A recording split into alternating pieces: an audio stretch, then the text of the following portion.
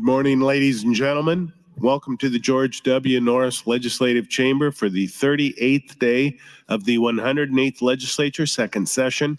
Our chaplain for today is Deb Badir, Lincoln, Lancaster County Chaplaincy Corps, and she is a guest of Senator Ibaugh. Please rise.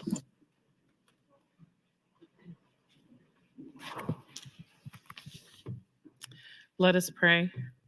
Almighty God and Heavenly Father, we come before you today with grateful hearts.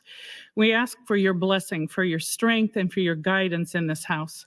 We thank you for the privilege of living in the great state of Nebraska and for the people that you have surrounded us that we work with. Lord, we pray for your blessings on all those you have called here to work in every capacity in the Capitol. Please grant all safety and protection of body and mind, their families, their souls, as they serve in their callings. Lord, grant them mental clarity and soundness of thought, kindness of tongue, and courage of spirit. May they stand firm in the grace as they exchange ideas in their passionate causes this day. Lord, I want to pray specifically for our legislators again, that you would establish them in wisdom. You have said that you will give us wisdom freely to all who ask, and Lord, we ask you today. You tell us in your word that righteousness exalts a nation. Please keep us from participation in any sin and evil, and oh Lord, build in each of us a love for truth and for righteousness. Give each legislator today a renewed sweetness in speech, for we know from your word that that increases persuasiveness. Help us to honor and respect one another, and cause our love to abound still more and more, Father, in real knowledge and in all discernment. Heavenly Father, we thank you that your words of truth, your love, your forgiveness for our sins is available to all at any time and any place through faith in your precious Son, Jesus Christ. Thank you for your love, for your care, for your provision, and for your protection and power. Maybe we ever be mindful of the virtues of truth and justice and love as we make the difficult decisions you have laid before each one here that affect all the citizens of the great state of Nebraska. We thank you in the name of Jesus Christ. Amen. I recognize Senator Erdman for the Pledge of Allegiance. Please join me in the pledge. I pledge allegiance to the flag of the United States of America and to the republic for which it stands, one nation, under God, indivisible, with liberty and justice for all.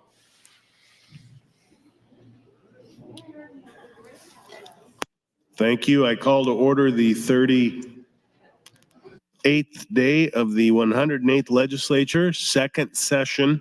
Senators, please record your presence. Roll call.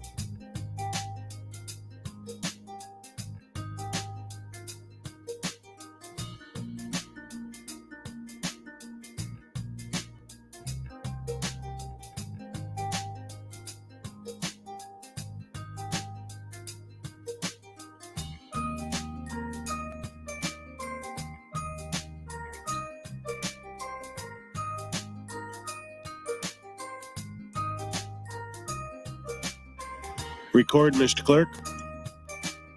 There's a quorum present, Mr. President. Are there any corrections for the journal?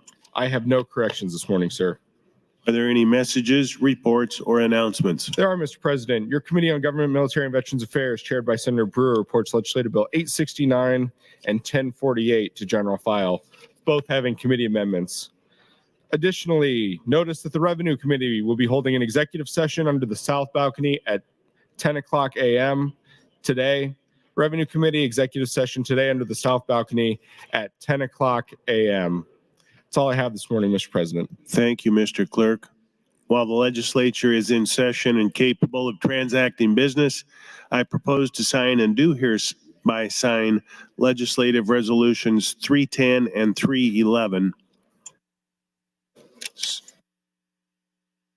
Senator Hughes would like to recognize the physician of the day, Dr. Pat Hotovy of York. Please stand and be recognized by your Nebraska legislature. Senators Vargas and Hunt have guests in the north balcony. Students and teachers from the Nebraska Thespian School Theater, students from all over the state. Please stand and be recognized by your Nebraska legislature.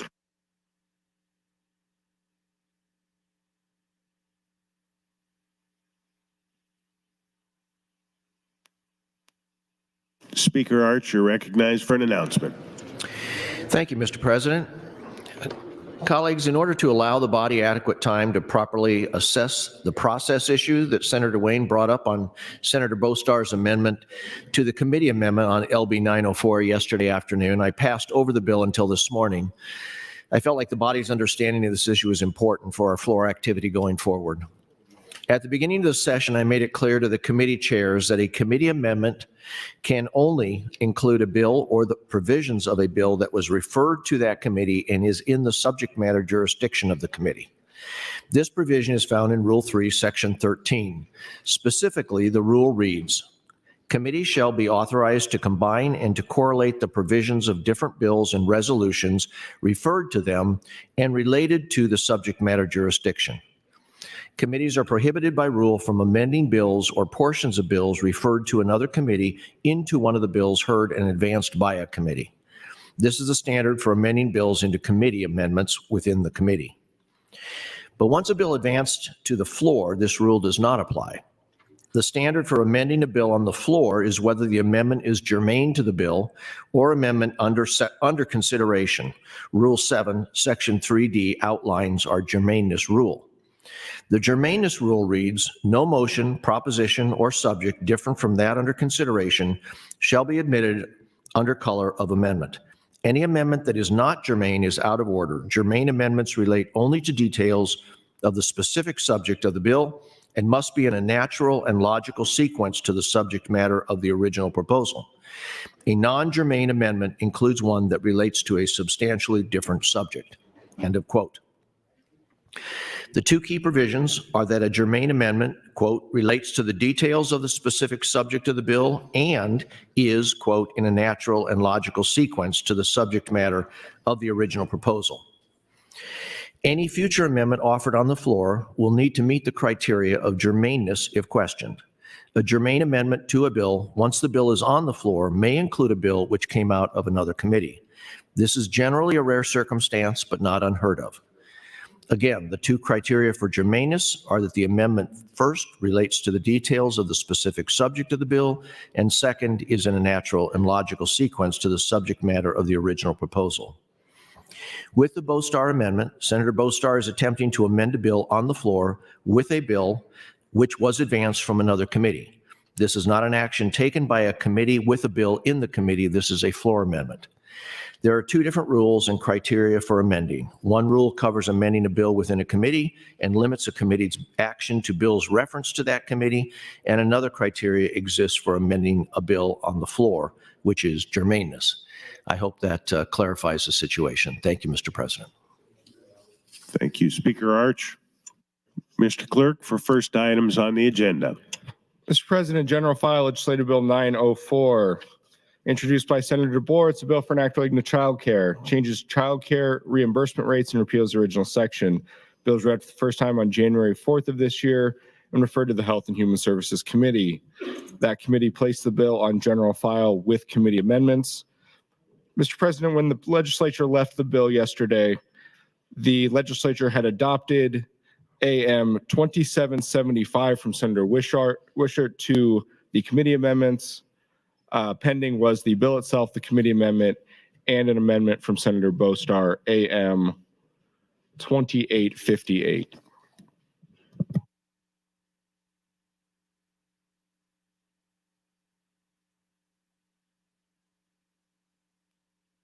Senator DeBoer, I'll recognize you for a 1-minute refresh on the bill. Thank you, Mr. President. Good morning, colleagues. This morning, we're talking about the Planning Committee Priority Bill. You understood or heard what the Speaker had to say about the adoption of Senator Bostar's amendment onto this bill, but I will reiterate to you that the Planning Committee is a separate kind of committee from the ones that we all sit and serve on as standing committees. These committees have swaths of subject matter, jurisdiction, and expertise. The Planning Committee takes a very specific approach. It does a deep dive and uses that particular area that it would like to work in to create a package of bills that makes sense from the 5,000-foot perspective. What you see before you is the end of that, the result of that deep dive in the area of childcare that looks at it from across the various subject matter swaths that this body has. And I am thankful to the HHS committee and to their legal counsel for looking over our bills there, and to the Banking, Commerce, and Insurance Committee and its legal counsel for its work on this bill. So I would urge your green light on this bill and Senator Bostar's amendment. Thank you, Mr. President. Thank you, Senator DeBoer. Senator Hansen, you're recognized for a 1-minute refresh on the committee amendment.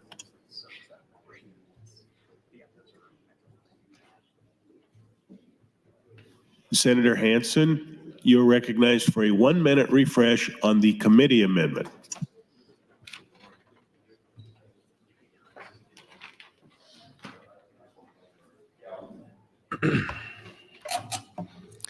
Thank you, Mr. President.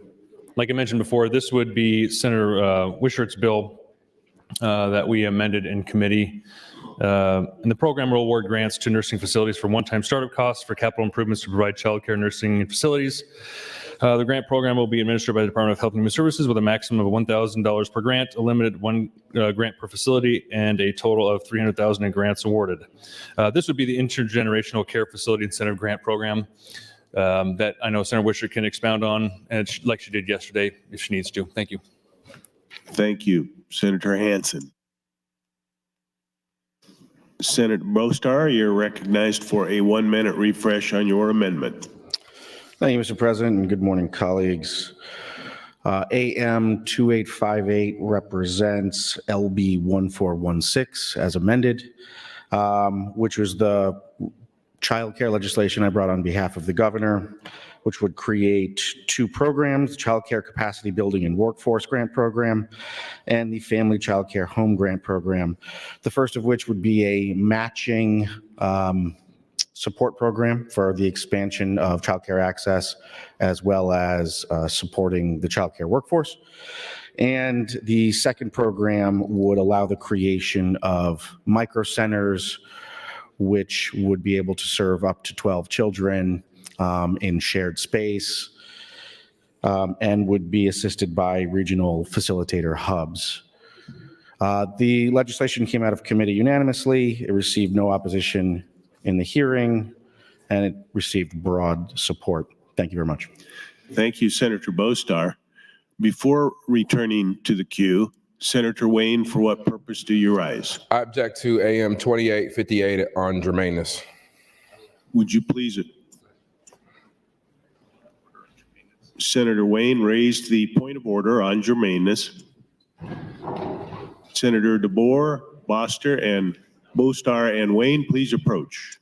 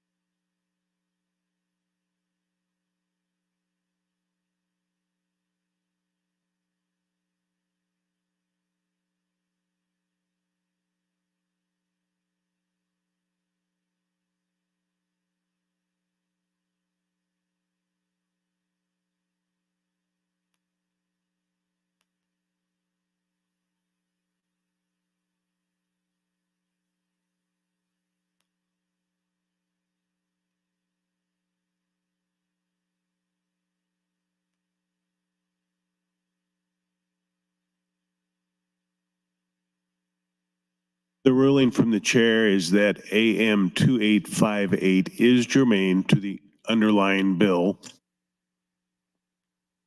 Senator Wayne rises. For what purpose? I'm sorry. I move to overrule the chair. There's been a motion to overrule the chair on the germaneness of 2858.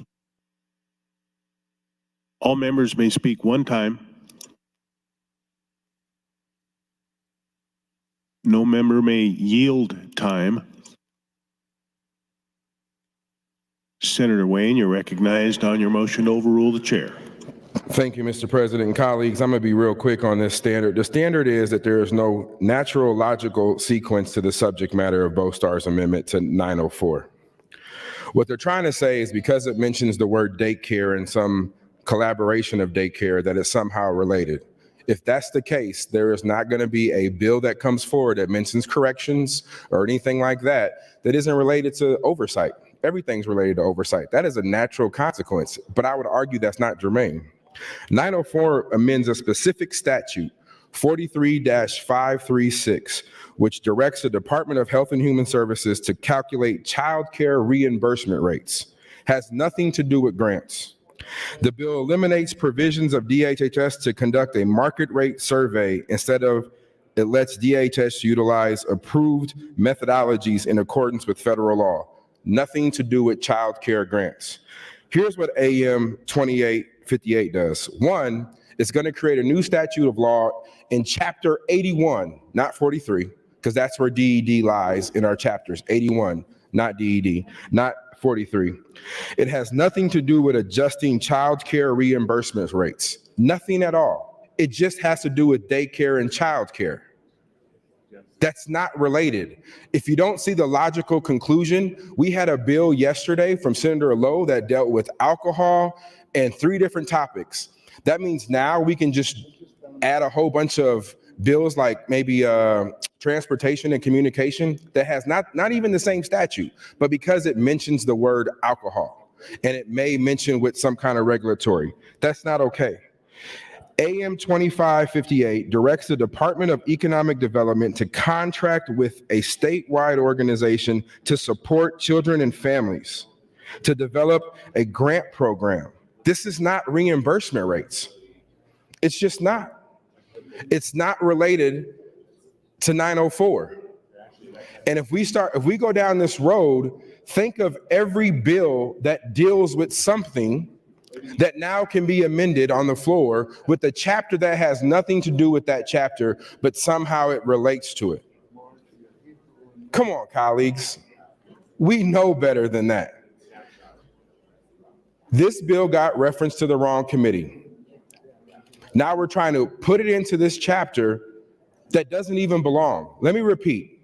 904 deals with chapter 43-536. This amendment is creating a new chapter or new subsection in chapter 81 that deals with DED. It doesn't even deal with the same agency. And we're going to say that it is now naturally, logically connected. If we walk down this path, I am so for it, because I can make this logical connection that the president just made in almost every bill, connect somewhere else logically underneath this theory. We can't just throw out daycare. We can't just throw a committee amendment in and say, well, now we're broadening it through the committee amendment when the committee amendment hasn't been adopted. So we can't take that into account. We can only look at 904. 904 deals with reimbursement rates. This amendment deals with a child grant program. Now, I got problems with the merits of the bill, and we're going to spend 8 hours talking about the merits of how we have so much money through NDE and HHS going to child care that I think we're quadruple dipping at this point.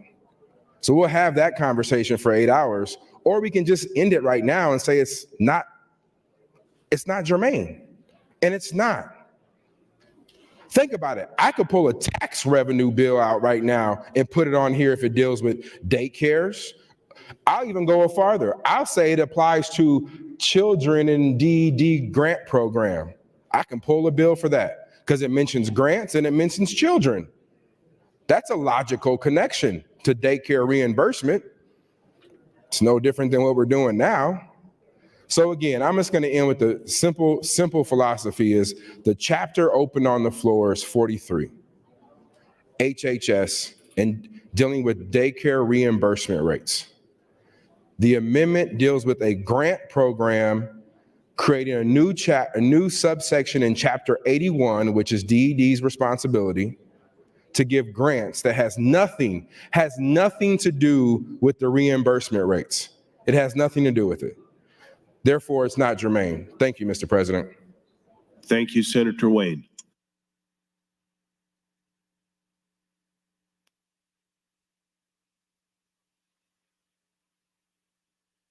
Members, if you recall, now there will be a procedural cue. Senator Conrad, you're recognized to speak.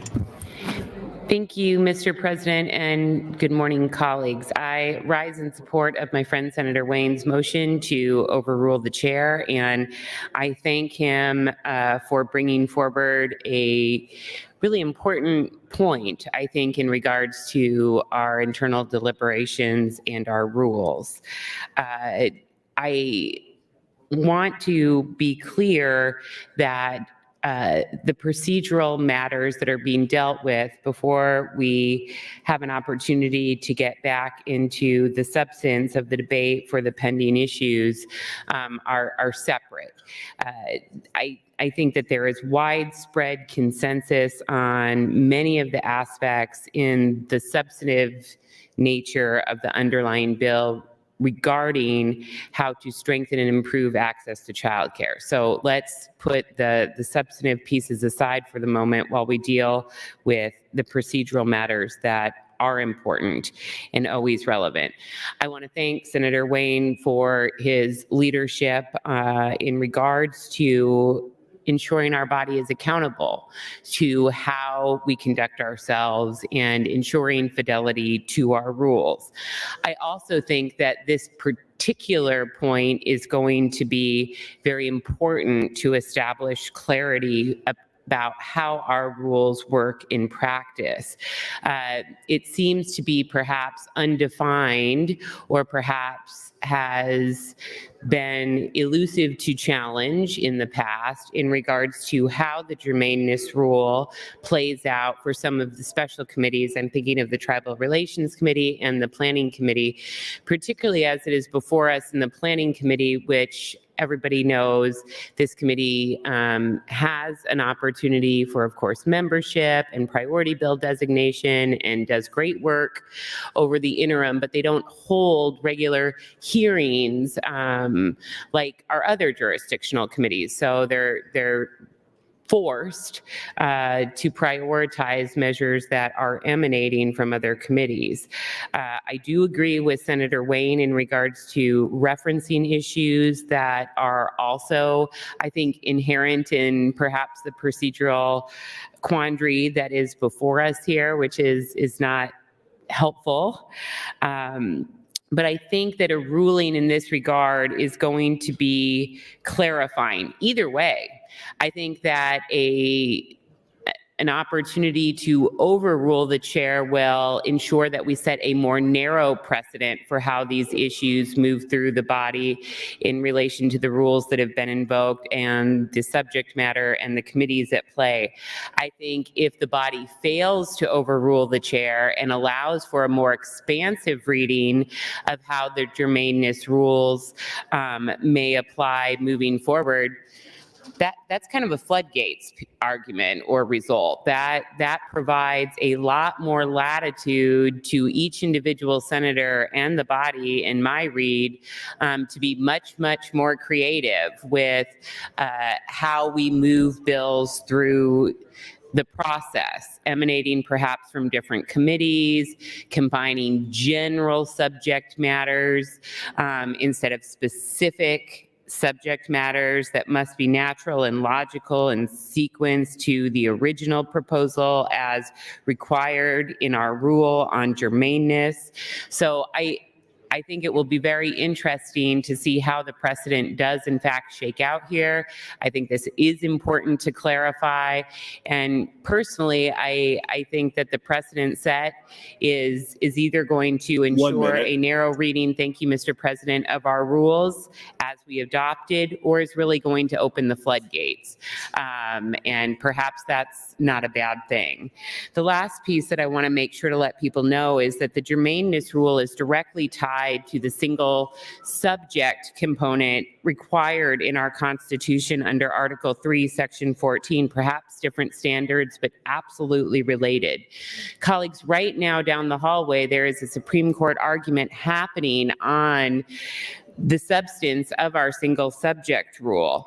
And it is very important that we honor our rules, we honor our Constitution, and we have clarity and transparency in our operations to prevent log rolling, to ensure that the public knows what we're voting on and why.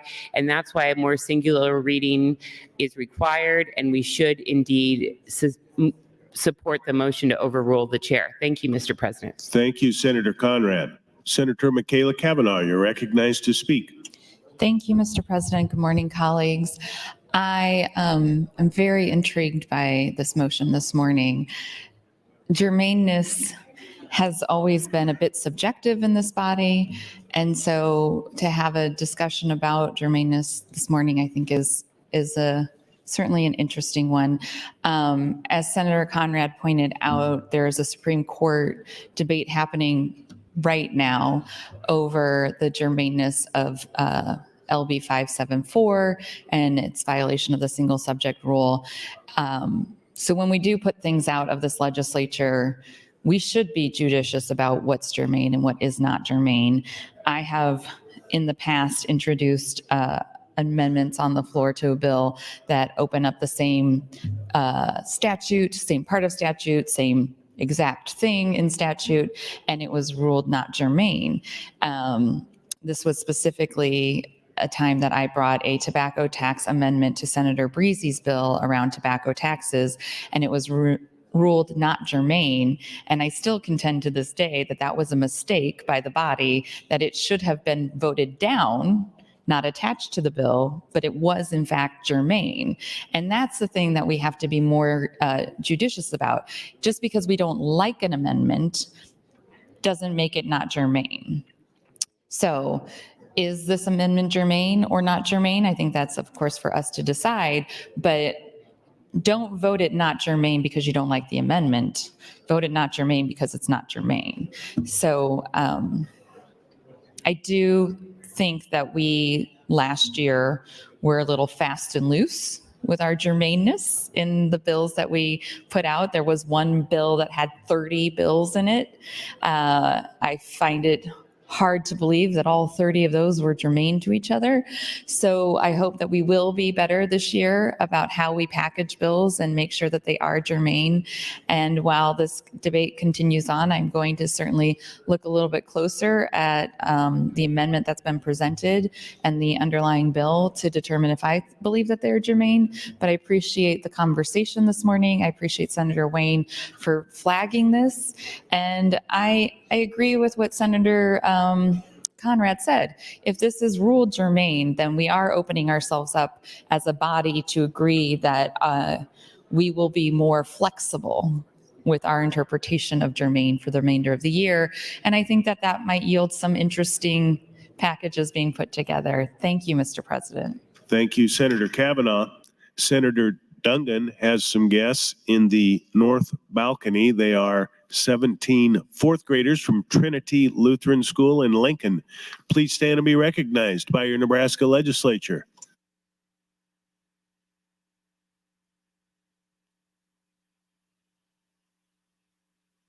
Returning to the procedural queue, Senator McKinney, you are recognized to speak.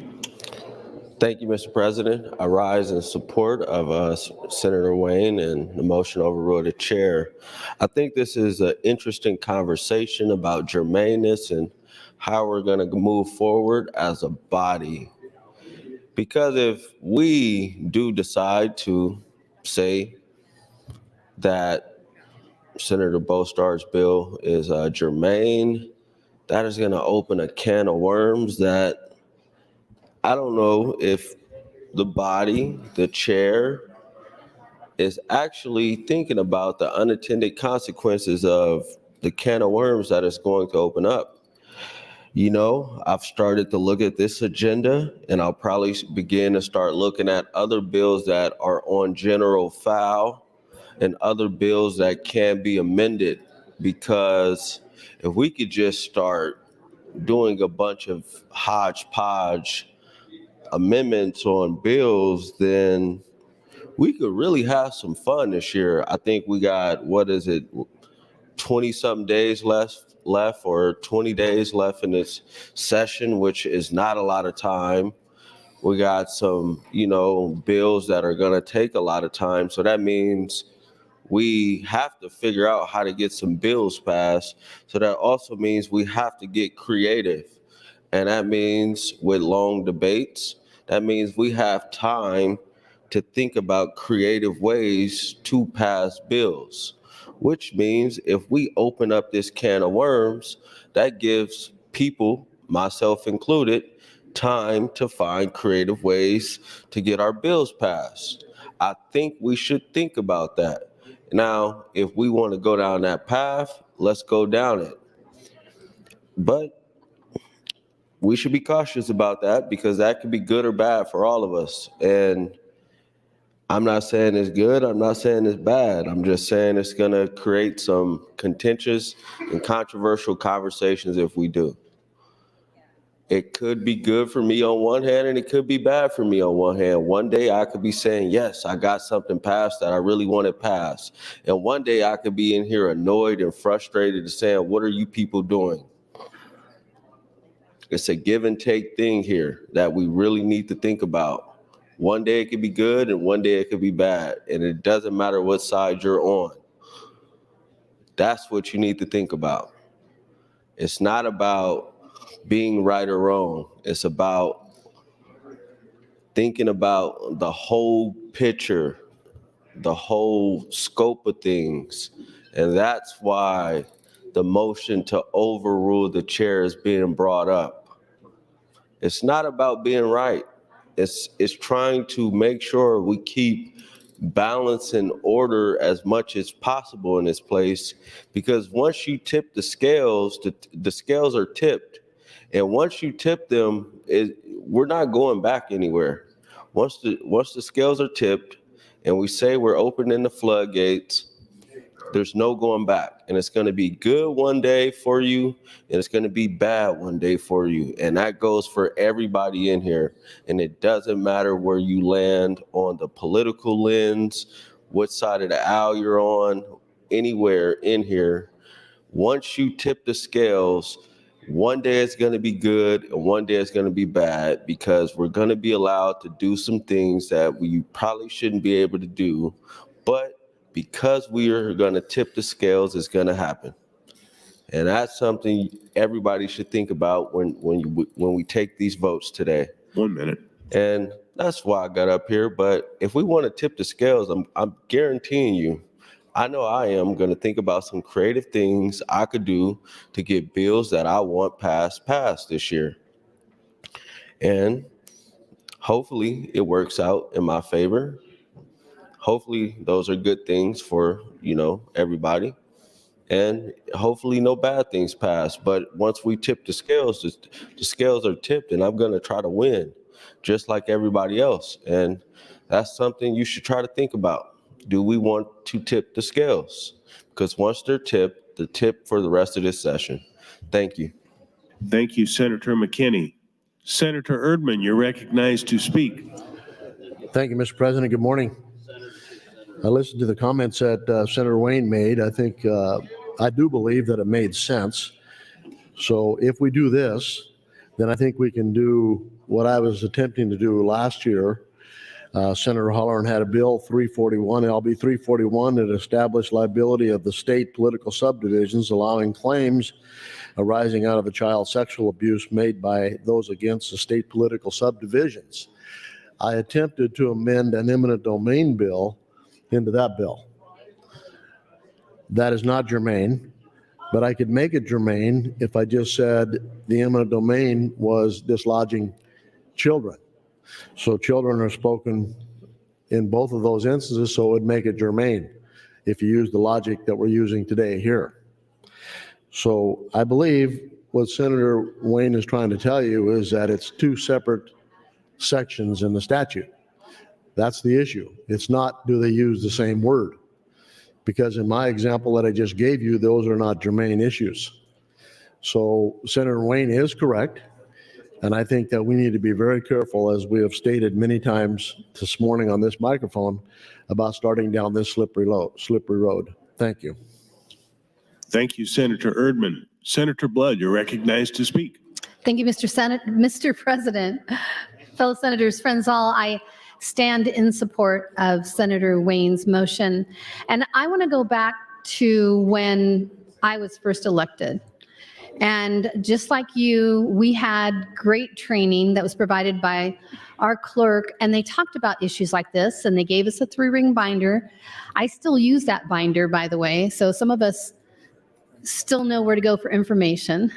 And one of the things that we were taught was what makes an issue germane and when is an issue not germane.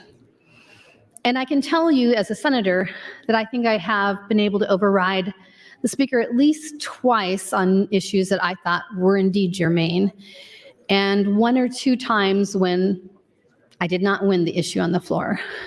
But what I can tell you is that things have become very confusing over the last 2 years in this body. And so many of the new members who are very excited to help people get bills added on to other bills, as we all are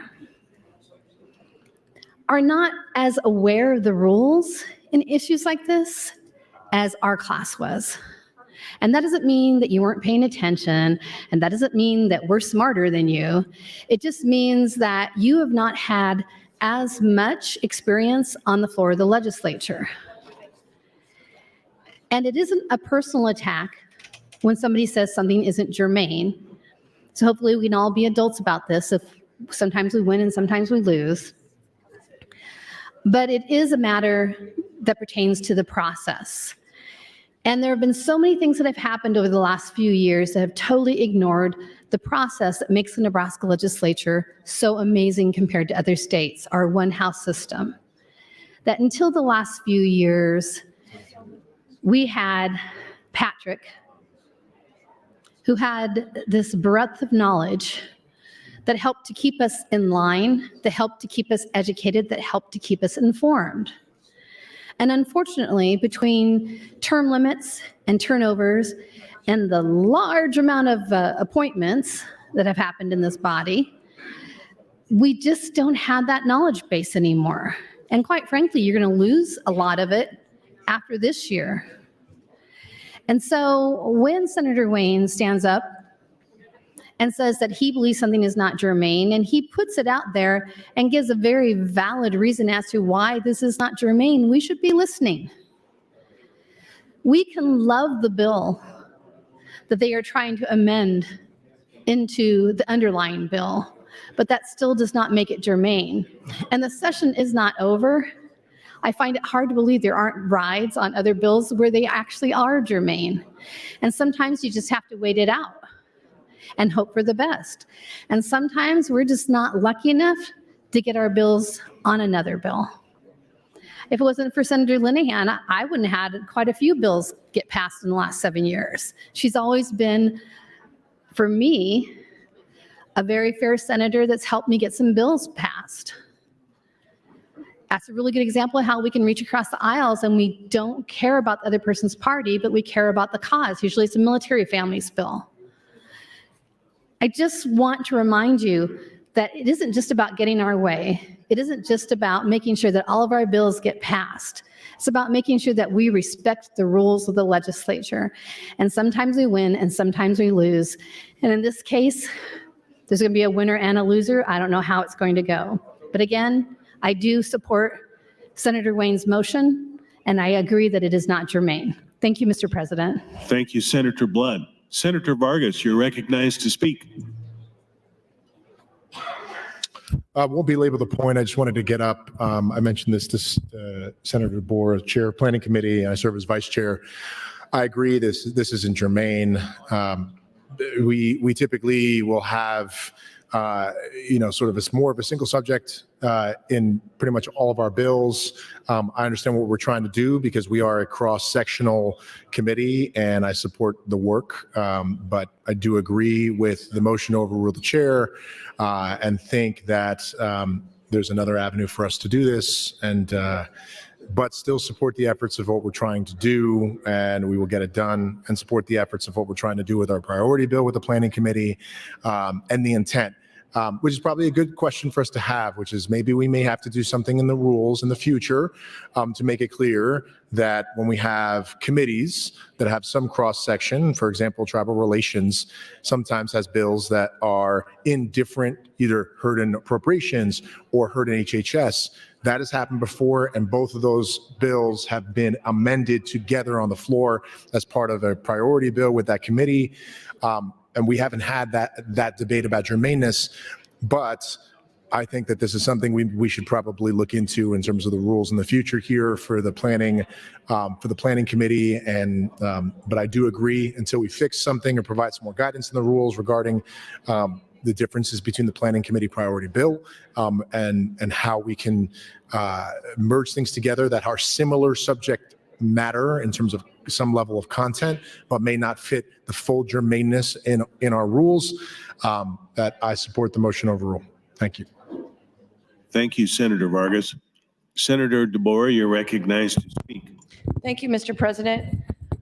Colleagues, I've heard the arguments from Senator Wayne, and I hope we don't actually get to the issue. We are going to try to find a different home or something for Senator Bostar's bill, because I think that's a very valuable and good bill, one we need to do. And hopefully we can proceed without having to get to the underlying question. And we can move forward without Senator Bostar's bill on this particular bill, this particular day. And then we can think about that when we have more time, rather than get caught up in the procedural issues today. Thank you, Mr. President. Thank you, Senator DeBoer. Senator Wayne, you're recognized to close on the motion. I withdraw my motion to overrule.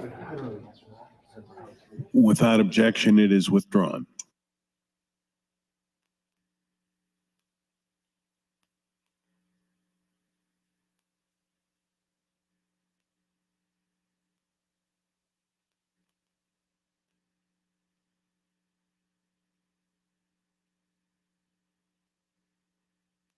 Returning to the original queue,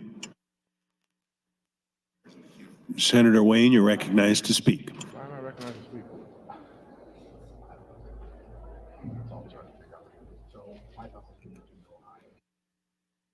And waves. Senator Conrad, you're recognized to speak.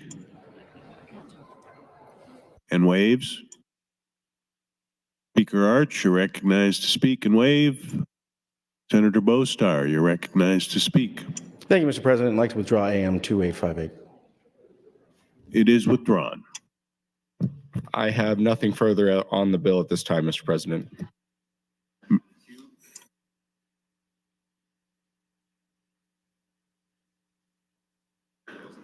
Senator Hansen, you're recognized to close on AM 2734 and waive. Members, the question is the adoption of AM 2734. All those in favor, vote aye. All those opposed, vote nay.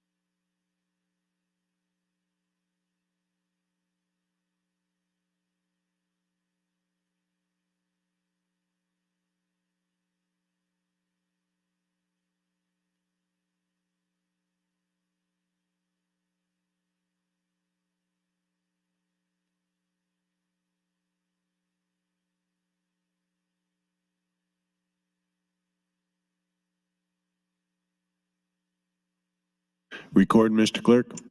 31 ayes, no nays on adoption of the committee amendment, Mr. President. AM 2734 is adopted.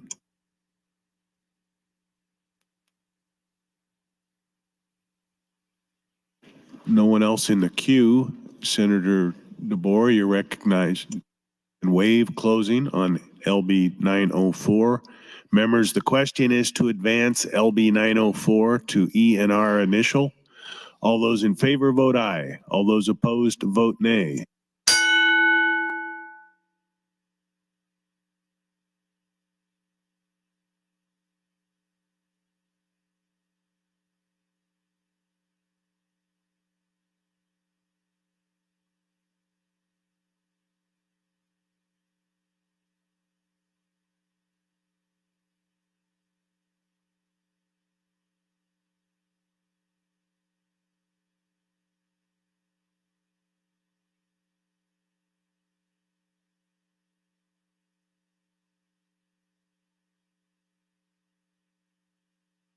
Record, Mr. Clerk. 30 ayes, no nays on advancement of the bill, Mr. President. LB 904 is advanced to ENR initial. Mr. Clerk, next item on the agenda.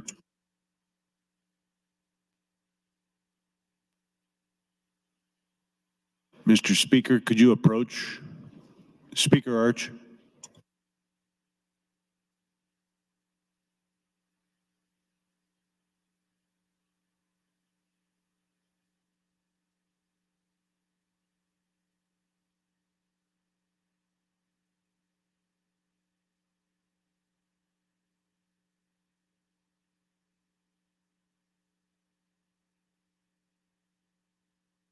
Speaker Arch, you're recognized for an announcement.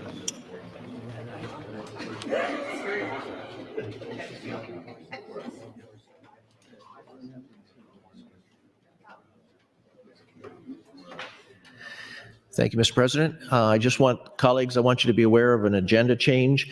We will be passing over LB 175 when it comes at the request of the introducer. Thank you, Mr. President. Thank you, Speaker Arch.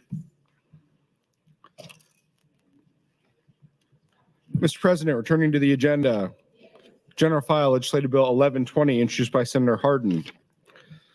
It's a bill for an act relating to real property, requires affidavits for certain purchases of real property, changes provisions relating to a form used for purposes of the documentary stamp tax, and repeals the original section.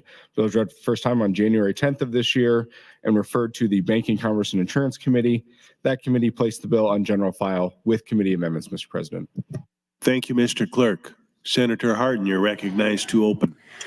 Thank you, Mr. President. LB 1120 will require an affidavit stating the purchaser of a property is not affiliated with any foreign government or non-government person determined to be a foreign adversary.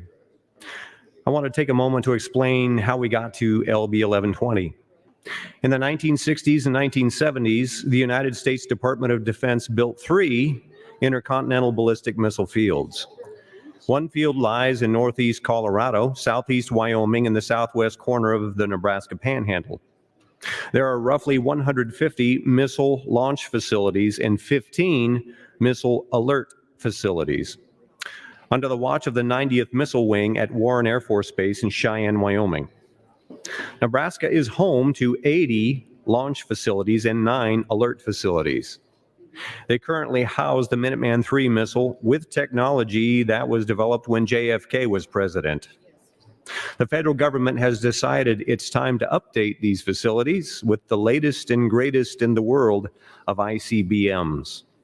The new system, known as the Sentinel missile system, will be the largest single project expenditure in military history. The original estimates were $86 billion, but that number has grown to now be estimated in the hundreds of billions of dollars. A project this size catches people's attention. Eyes from across the world are looking at the Nebraska Panhandle. Our enemies are watching what we do, and they're trying to get an up-close look. Out west, we've seen some very interesting and eyebrow-raising things happen over the last 18 months or so. This brings us to LB 1120. We've seen purchases of land in very interesting ways by very interesting people. Some such purchases involve farmland in the country being purchased for 2 to 4 times the assessed value with briefcases full of cash. Purchases like that are concerning and raise very important questions. Why would some random people with no connection to the area pay so much for the land? What are they planning? And most importantly, where did all that cash come from? The land around the nuclear missile sites is very sensitive for national security purposes. We must take steps to ensure that property is not being purchased by individuals who would seek to harm the United States. With that, Mr. President, I'll close my opening and we can move to the amendments. Thank you. Thank you, Senator Hardin. As the clerk stated, there are amendments from the Banking and Commerce Committee. Senator Jacobson, you're recognized to open. Thank you, Mr. President, and good morning, colleagues. AM 2519 is a committee amendment to LB 1120. AM 2519 amends LB 1120 in the following ways. The term restricted area is removed and replaced with the term covered real estate, which is then defined in the amendment. The term military installation is removed. Example affidavit language that must be included in the affidavit is added, as well as requirement that a copy of a completed affidavit be sent by the Register of Deeds to the Attorney General. Changes to 76-903 are removed from LB 1120 and replaced with changes to 76-214 instead. 76-214, the section of Nebraska law that created real estate transfer statement Form 521, is amended to require that Form 521 have a section added that inquires as to whether an affidavit required by Section 1 of LB 1120 needs to be completed and if it has to be completed. Thank you, Mr. President. Thank you, Senator Jacobson.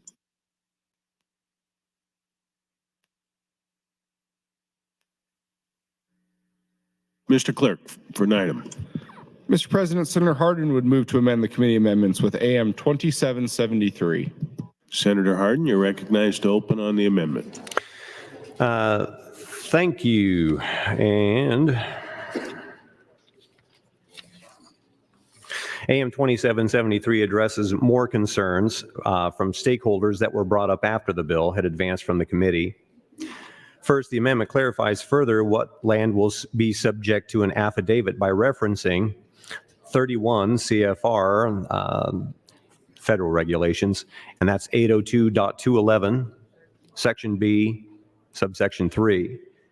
This regulation states any county or other geographic area identified in connection with any military installation described in 802.227, subsection A, as identified in the list as part of 3 of Appendix A to this part. 802.227A is, quote, active Air Force ballistic missile fields. The appendix of the CFR states that the 8 Nebraska counties that I referenced earlier, those counties actually are, and these are sensitive counties that are listed in the federal code. They are Banner, Cheyenne, Dual, Garden, Kimball, Morrill, Scottsbluff, and Sioux. The regulations identify all of Banner County, Cheyenne, Kimball, and Scottsbluff County as being sensitive land. That's where the Sentinel system is located. The military project in the Panhandle has been the issue that I have dealt with the most since taking office last year. Almost every day I hear of another interaction near a missile facility that leaves me scratching my head. LB 1120 is an important safety check for protecting Nebraska land from foreign adversaries. Thank you, Mr. President. Thank you, Senator Hardin. Moving to the queue, Senator Erdman, you're recognized to speak.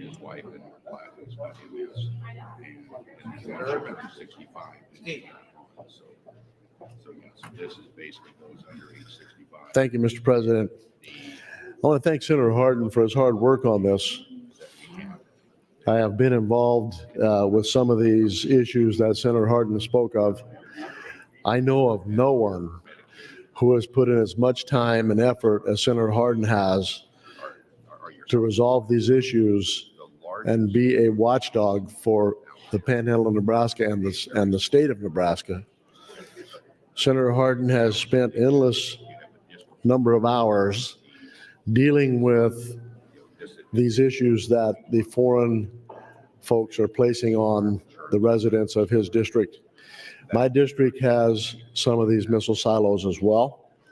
So I understand the significance of what's happening there.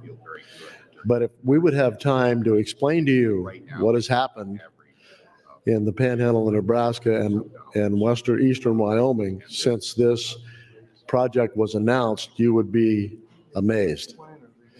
And so just let me say this, what Senator Hardin is trying to do here is protecting not only us that live in Nebraska, but those that live in the free world. Because what these foreign agents are trying to do is interfere with what we're trying to do to make us safe. And so I would encourage you to vote for Senator Hardin's amendments, the banking amendment, and for 1120. Thank you, Senator Hardin, for your hard work. Thank you, Senator Erdman. Senator Decay, you're recognized to speak. Thank you, Mr. President. I rise in full support of the amendment and the underlying bill, LB 1120, and I am appreciative of all the hard work Senator Hardin has put into trying to solve the proactive part of our safeguarding our state's land near sensitive military installations. I agree with Senator Hardin that it is imperative we take action to preserve Nebraska's land from potential threats, particularly from individuals and entities with ties to countries that are hostile to us and do not respect our sovereignty. I also do feel that I need to put this debate into context.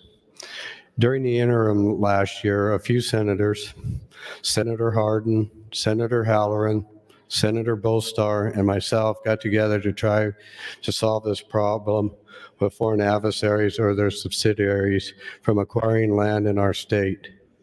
LB 1120 is part of the package we need to have means to screen land buyers and get names and signatures on the record.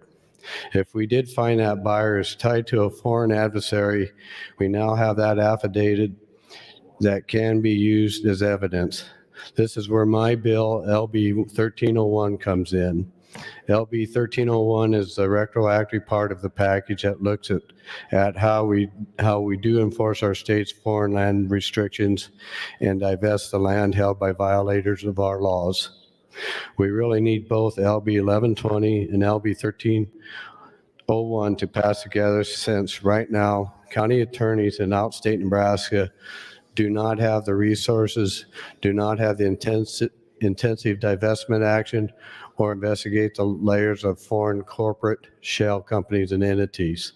My bill would instead empower the AG and the Department of Agriculture to investigate and enforce such laws instead. I want to applaud Senator Hardin and his staff for all the hard work they have put into this LB 1120 and this issue. Finally, I would ask that Senator Hardin yield to a question. Senator Hardin, would you yield for a question? Senator Hardin, this came up at the hearing on LB 1301. There was a concern raised of trying to identify where certain military installations are located, like Offutt Air Force Base and the missile silos. Can you say again for the record where Offutt Air Force Base and missile silos are located and how you define them? I would be glad to. In reference to what I'll be addressing in a little bit, and I'll go ahead and steal the thunder now and answer your question. As we've said, we want to work smarter and not harder. So in finding 31 CFR 802, this Code of Federal Regulations addresses foreign persons involving real estate in the United States. I'll get to the specific areas that we're talking about in a moment. The Defense Production Act of 1950 authorizes the Committee on Foreign Investment in the United States to review transactions involving real estate that meet specified criteria and to mitigate any risk to the national security of the United States that arises as a result of such transactions. What this federal code goes on to explain, and it unpacks the sensitive areas. Again, we mentioned those a little while ago. The regulations identify all of Banner, Cheyenne, Kimball, and Scottsbluff County as being sensitive land.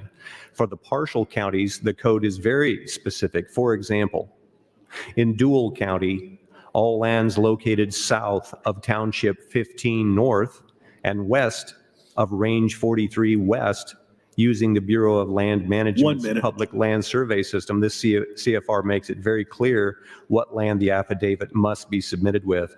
I give you that level of detail just because the federal code does dive into that level of detail in terms of specifically where.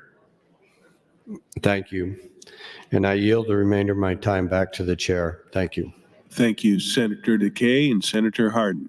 Senator Ibaugh, you're recognized to talk. Thank you, Mr. President. I'm just wondering if Senator Hardin would yield to one more question. Senator Hardin, would you yield to a question? Yes. So this one's very easy and something that we discussed just briefly in judiciary, but do you think that there is an opportunity, or if it's determined that someone lied on their application, is there any recourse for that? That's really why it takes both sides of the proactive part, which is what LB 1120 is, and the reactive part that Senator Decay was mentioning a little while ago. I will relate it to you this way, Senator Ibaugh. If anyone listening has ever purchased a gun before, and you go into a gun store and there's this crazy question that says, do you intend to use this firearm in the commission of a felony?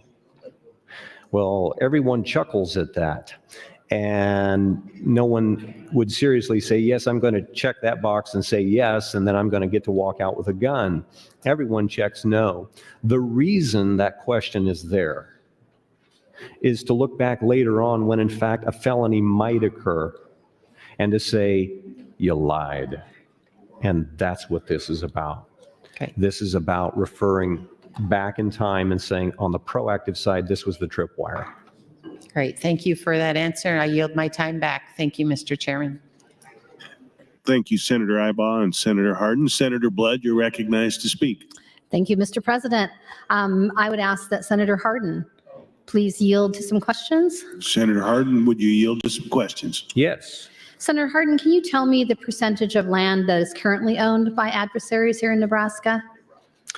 By adversaries, no. What we did come across is 7 questionable pieces of property in Nebraska. We also came across, incidentally, 3 in southeastern Wyoming. I think the last number I saw was 1.7% of the land in Nebraska. You may want to look that up, but I remember reading that recently. So the question that I have is that it's clear coming from the executive branch, because we have multiple bills that are pertaining to foreign adversaries, that this was a priority for the executive branch. Can you explain to me why our governor didn't just go ahead and do an executive order to do this, because it's so pressing, and why we're doing it through legislation when Missouri, I think in January, actually was able to do that without any legislation? We did ask for an executive order, and for reasons unknown to me, I was told that that would not be something that the executive branch would pursue at this point. If I can, I'll refer back to the 1.7% you talked about, and I think that's the great mystery, Senator Blood, is we frankly don't know. We know exactly how many acres have been purchased in Nebraska by friendly foreign purchasers, and that's into the hundreds of thousands of acres.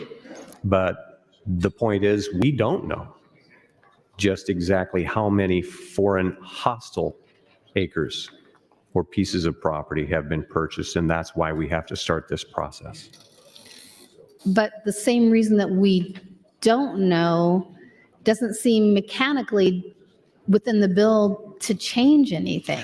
Well, thank you for asking about that. Allow me to go into that because I was saving it for AM 2519, but I'll go ahead and address that now if that's okay. I think since this is my time, I will let you do that on your time, but thank you. So my concern with the underlying bills that are on the board is that We, again, this year, we have several hot topics that we have multiple bills on. And I always call them boogeyman topics. Doesn't mean that they're not important topics, doesn't mean that it's not legitimate. Offutt Air Force Base is literally my backyard. And so, of course, I am always concerned about things that pertain to the security of our military bases. But sometimes, in our rush to wave that flag, we don't always do a good job when it comes to the mechanisms of the bill. We do know that at least 1.7% of our land is owned by what we call foreign adversaries. But we're willing to sell to people that we do not consider adversaries. But as we know, in the world that we live in today, they may not be an adversary today, but they might be 10 years from now. And I don't feel that the bill addresses things like that. I do feel that if it had been such a great concern, which apparently it is, we did have the opportunity for our governor to do an executive order.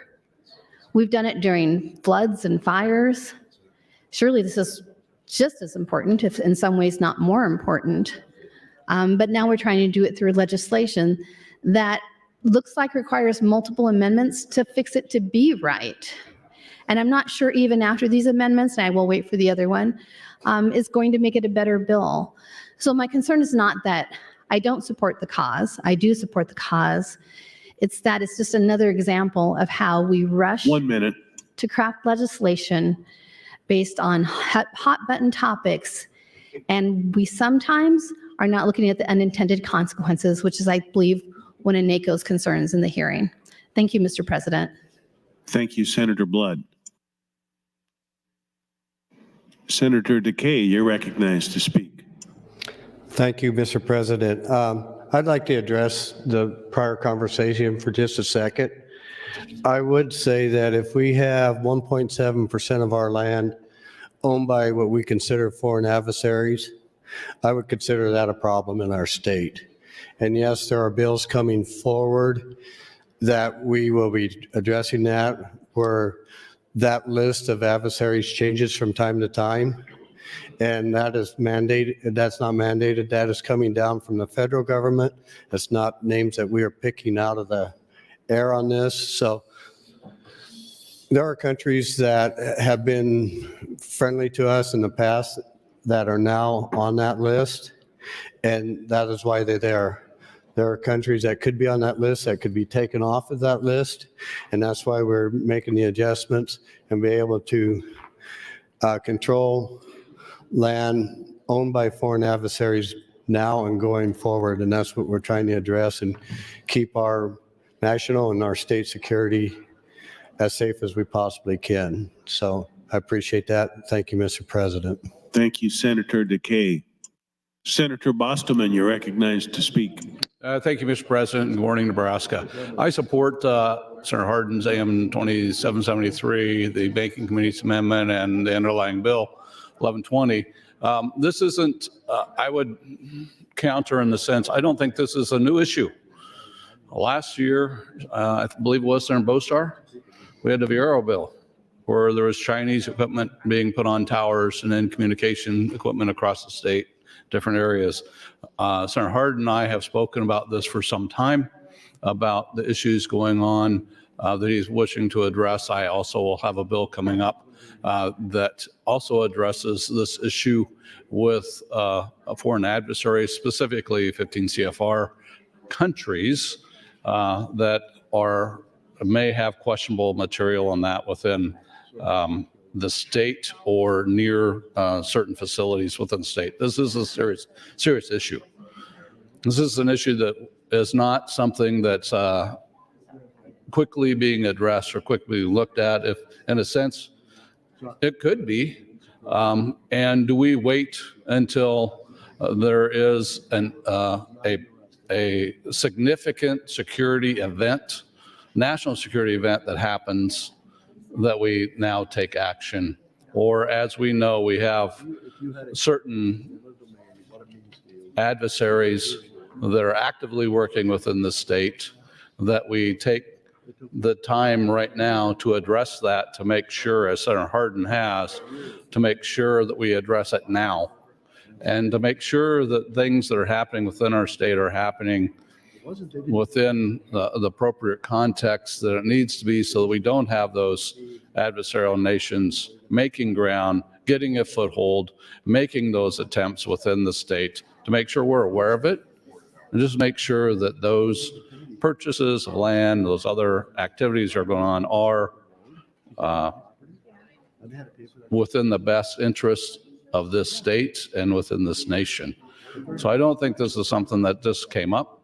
I think this is something we've known about now for a couple of years, things that we're becoming even more aware of through Senator Hardin and the events that are happening out in his district, as well as on the eastern side of the state around Offutt Air Force Base and our other military installations. So I do support the amendments and the underlying bill. I think this is an issue we've known about and an issue that we need to take some immediate action on and make sure that a national security, state security events are recognized and we have protections put in place. Thank you, Mr. President.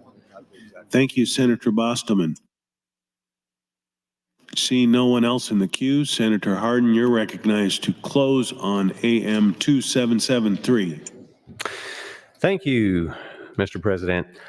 To respond to Senator Blood's concerns about NACO, in fact, NACO's concerns have actually been addressed and they're fine with these amendments.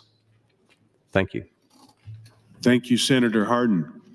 Members, the question is the adoption of AM 2773. All those in favor vote aye. All those opposed vote nay.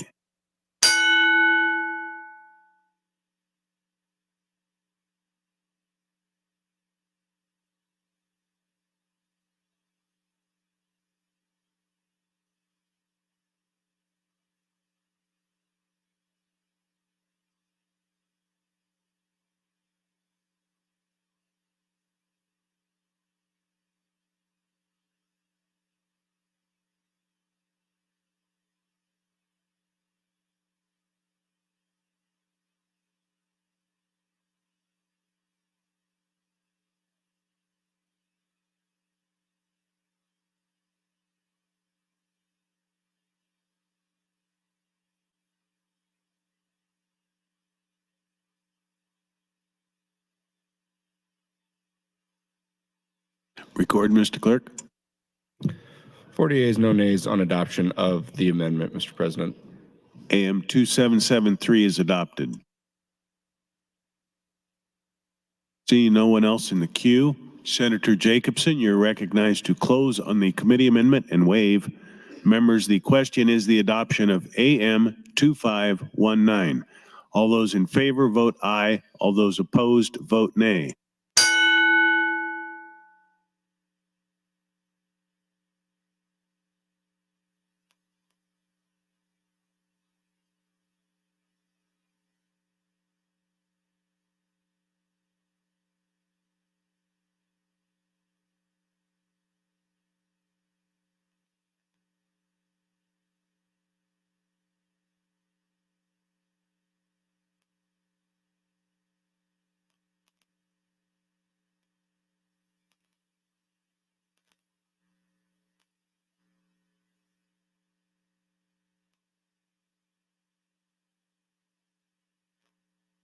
Record, Mr. Clerk. 41 ayes, no nays on adoption of the committee amendment, Mr. President. AM 2519 is adopted. See no one else in the queue, Senator Hardin, you're recognized to close on LB 1120. Thank you, Mr. President. With LB 1120, just to speak to some pragmatic pieces here. Whenever land identified in 31 CFR, that's the federal regs, and 802.211 is purchased, the purchaser shall submit an affidavit to the Register of Deeds stating that the purchaser is not affiliated with a foreign adversary of the United States. This bill ensures that foreign adversaries cannot get into the pockets of an American citizen and get them to purchase land for the adversary. This is the tripwire for third-party or straw man purchases. In Section 2 of the earlier amendment, The tax commissioner is directed to design a form for the Register of Deeds to use to help ensure that no one accidentally forgets an affidavit is needed. So we worked with the title companies to make sure that we could make this process smooth. The intent of this is for the real estate transfer statement, Form 521, to be amended to add a small section asking if a foreign adversary affidavit needs to be submitted. That's one of the tricky things, is where do you need to do this and where do you not need to do this? So this is another safety check to address concerns of property purchasers and the Register of Deeds knowing if an affidavit must be submitted. The amendment also includes an example of the affidavit to be completed by the purchaser. This ensures that the affidavits will be uniform for all purchases.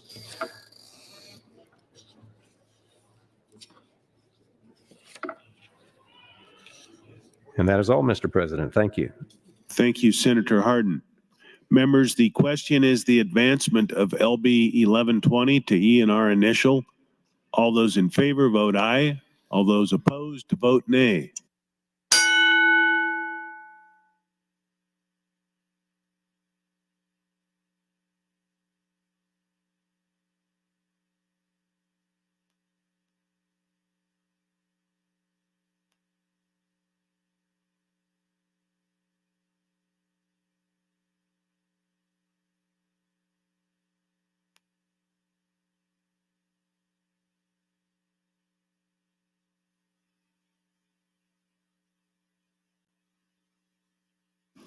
Record, Mr. Clerk.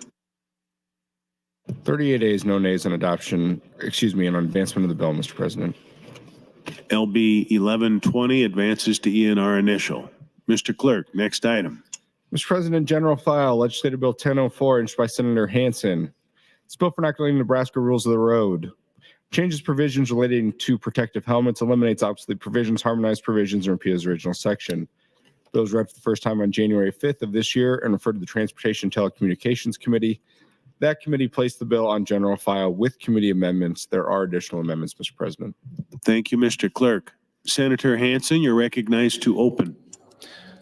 Thank you, Mr. President. LB 1004 is a cleanup bill that came as a response to the suggestions I received from law enforcement, the Department of Motor Vehicles, and experienced motorcyclists in the riding communities across the state. By working with all interested parties, we were able to come to an agreement that addresses all concerns with current state statute.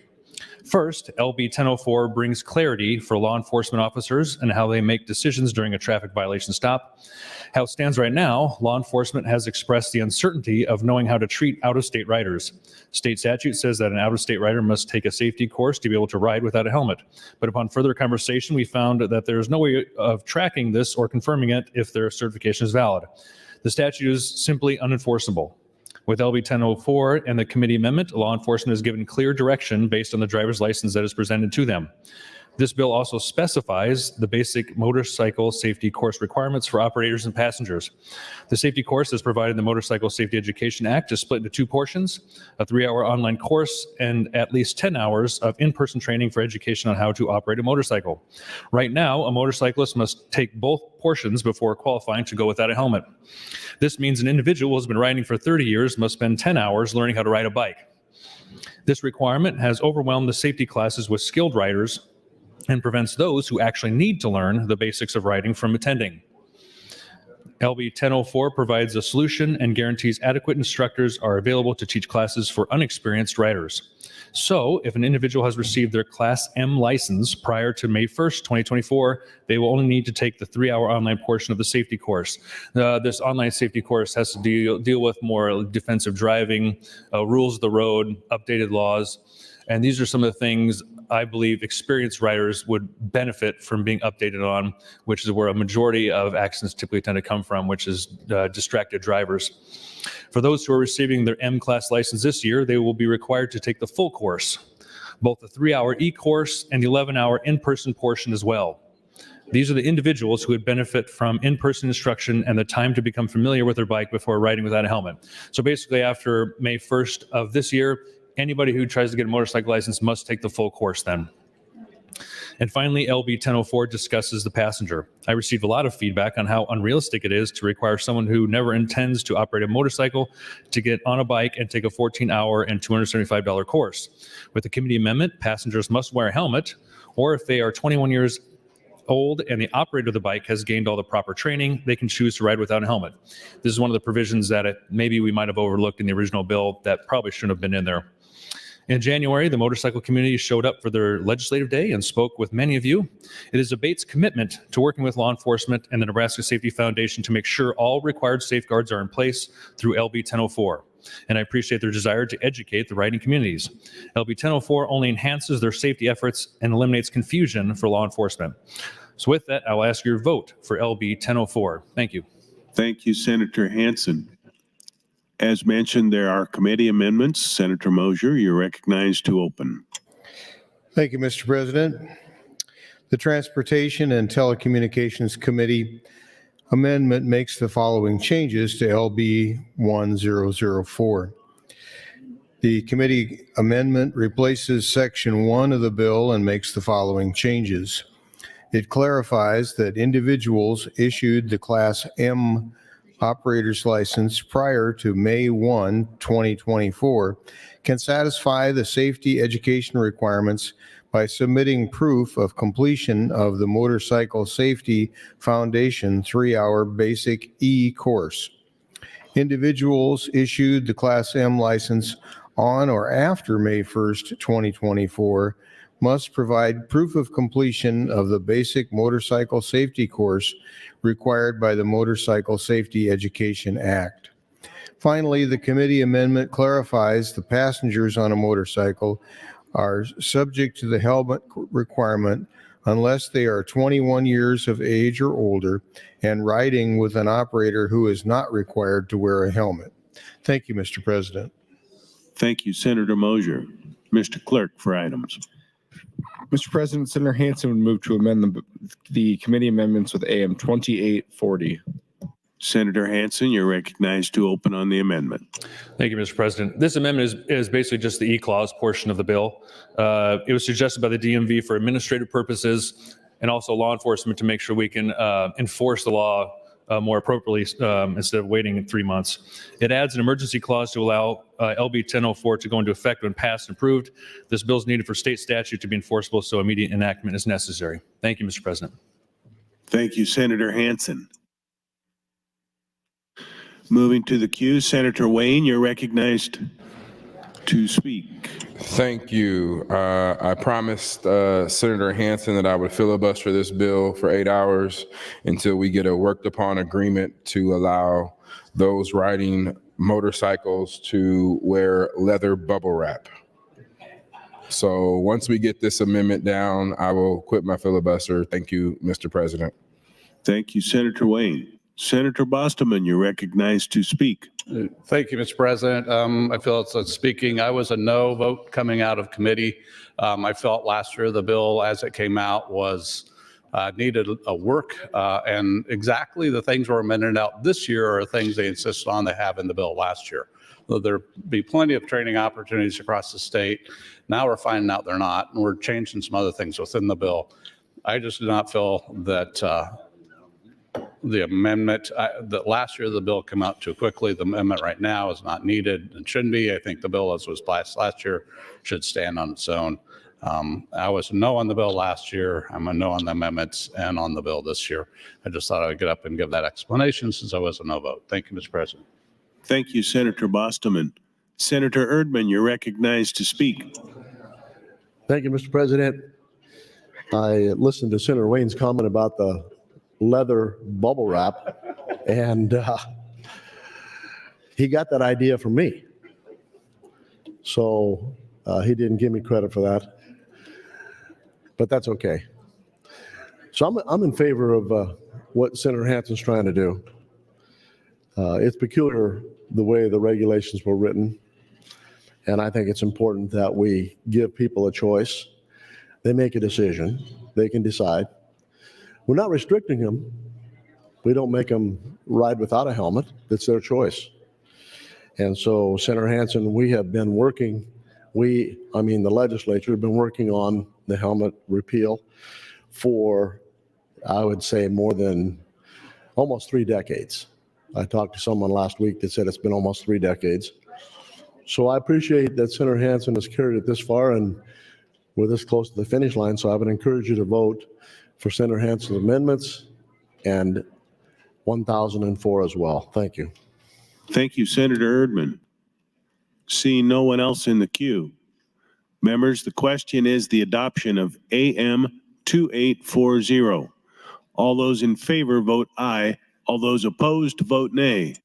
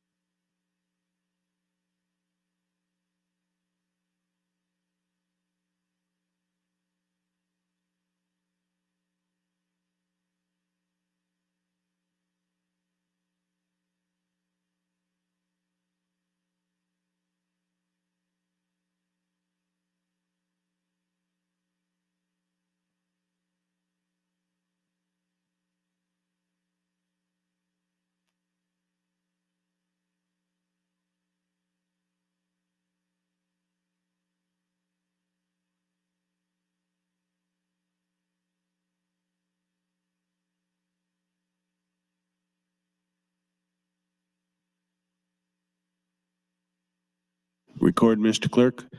32 ayes, 2 nays, Mr. President, on adoption of the amendment. The amendment is adopted.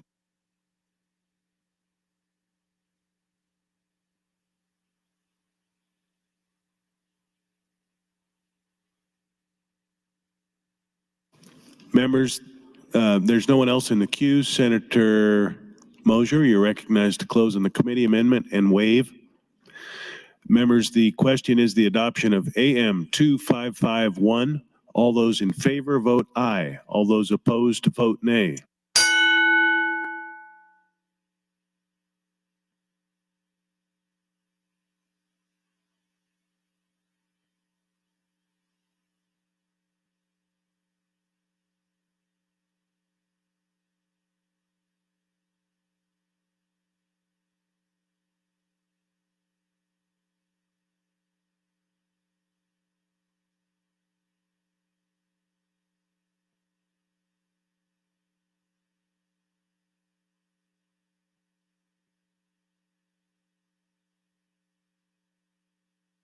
Record, Mr. Clerk.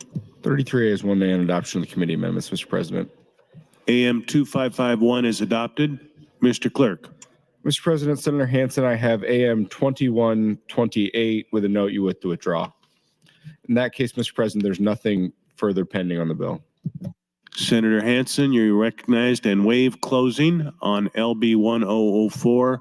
Members, the question is advancement of LB 1004 to ENR initial. All those in favor vote aye. All those opposed vote nay.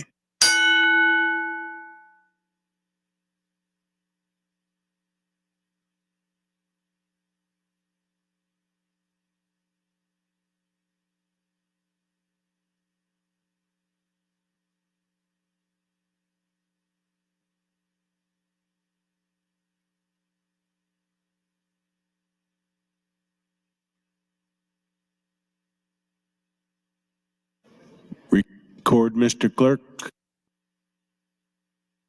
34 ayes, 3 nays, Mr. President, on advancement of the bill. LB 1004 is advanced to ENR initial. Mr. Clerk. Mr. President, next item, General File Legislative Bill 262, introduced by the Agriculture Committee. It's a bill for enacting the Nebraska Pure Food Act. Defines and redefines and eliminates terms, changes, permits, and fee provisions relating to food establishments, food processing plants, and salvage operations. Changes permit posting and certain change of address, location, and inspection requirements. Eliminates water supply requirements. Harmonized provisions, repeals the original section. Now outright repeals several sections of Chapter 81. Bill was read for the first time on January 10th of last year and referred to the Agriculture Committee. That committee placed the bill on general file with committee amendments. There are additional amendments, Mr. President. Thank you, Mr. Clerk. Senator Halloran, you're recognized to open on the bill. Thank you, Mr. President. Good morning, colleagues. Good morning, Nebraska. LB 262 was brought by the Agriculture Committee at the request of the Department of Agriculture. LB 262 makes a series of revisions to the Nebraska Pure Food Act that are described in section-by-section detail in the committee statement, but let me quickly walk through the main points of the bill. First, the bill clarifies permit categories and how permit and annual inspection fees are determined. The bill better reflects the way the department implements permits for food establishments having more than one type of operation or food preparation area. Essentially, an establishment permit is for one primary type of activity in one food preparation area and pays the base annual inspection fee. Additional inspection fees are added when additional food handling or food preparation areas are added under the permit. LB 262 more clearly spells out how additional food handling and preparation areas are determined. The revisions do not change or increase permit or inspection fees establishments currently pay, but are rewritten to be more understandable and consistently applied. Bill also consolidates some fee categories for simplicity, eliminates unnecessary fee categories, and utilizes new technology to refer to convenience store category. Further, the bill addresses confusion for when a food truck is a mobile food unit or a standalone establishment for a purpose of the permit and inspection fee.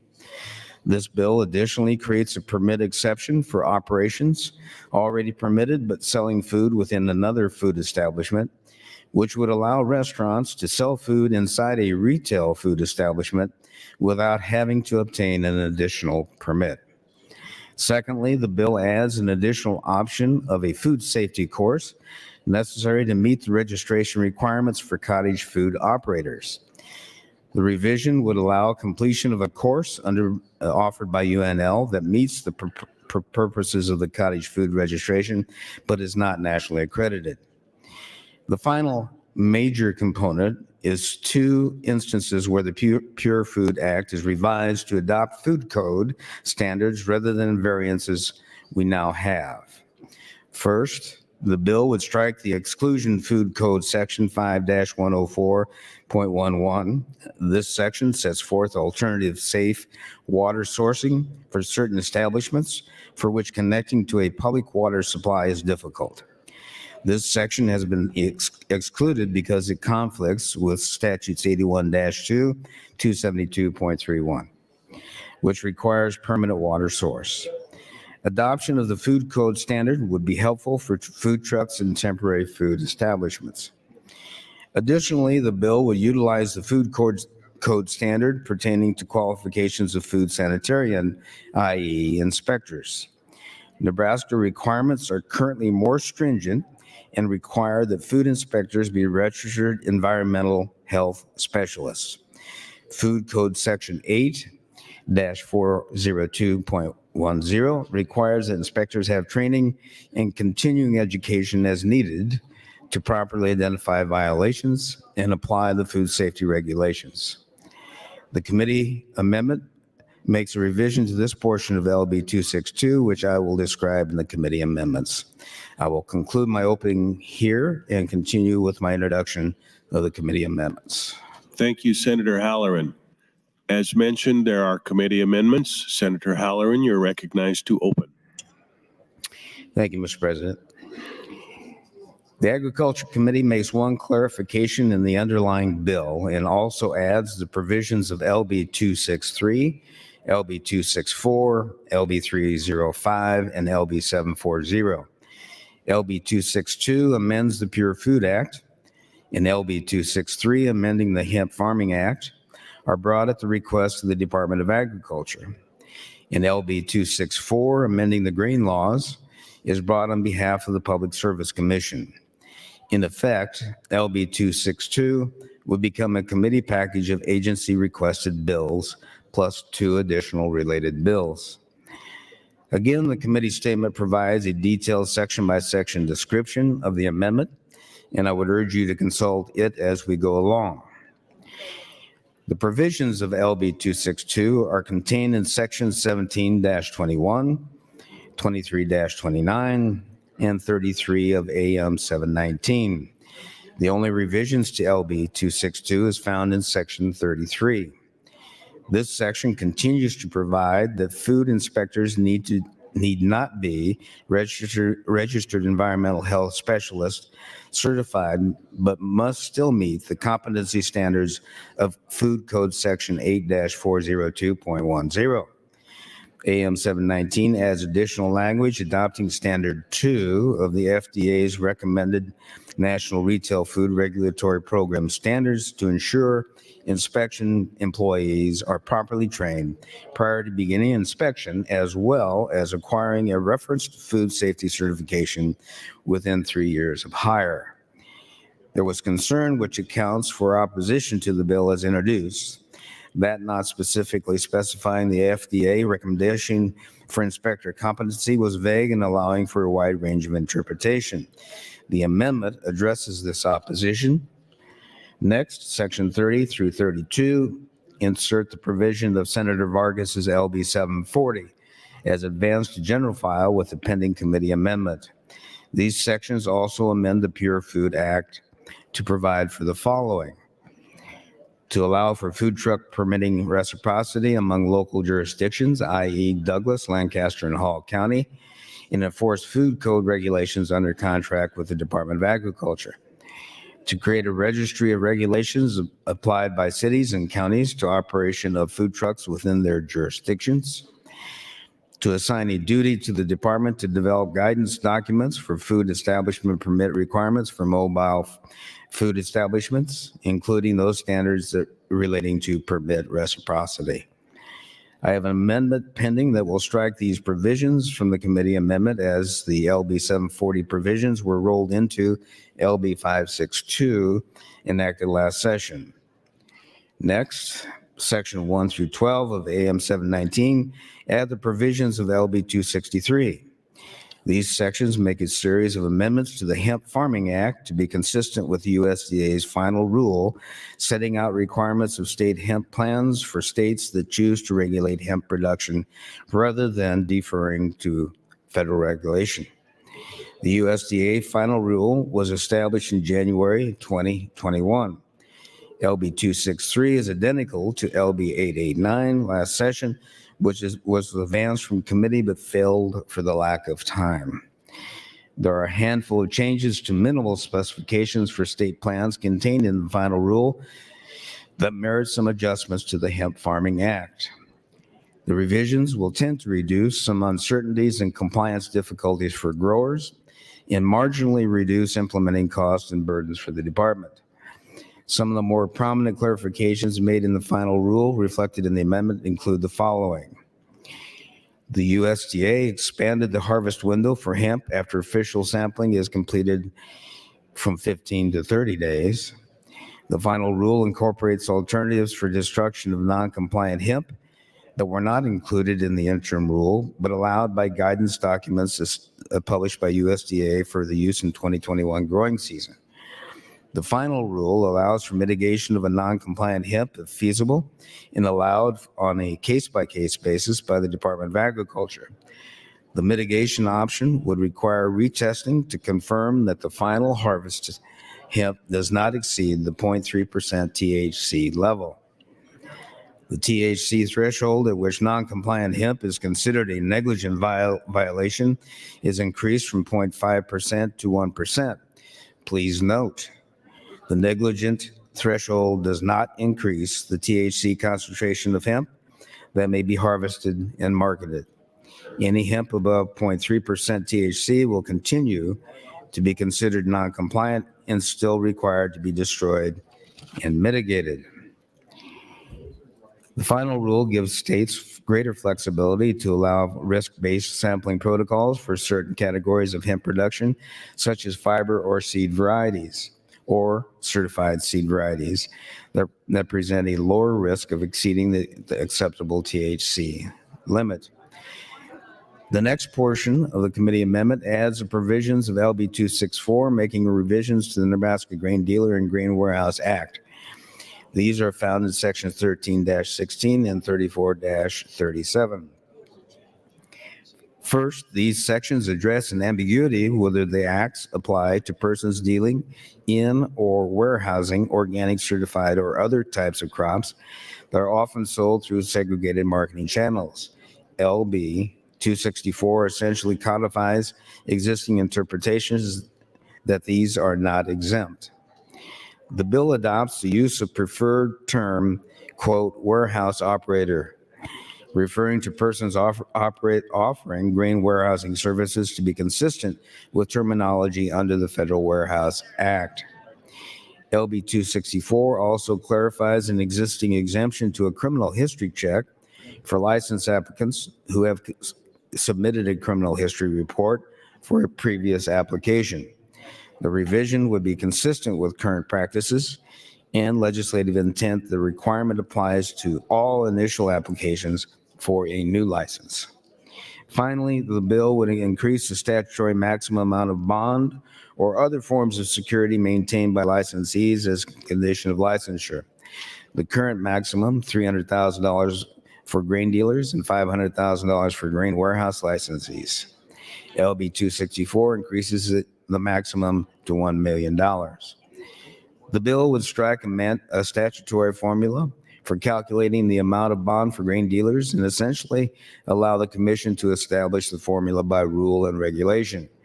This is currently the case under the Grain Warehouse Act.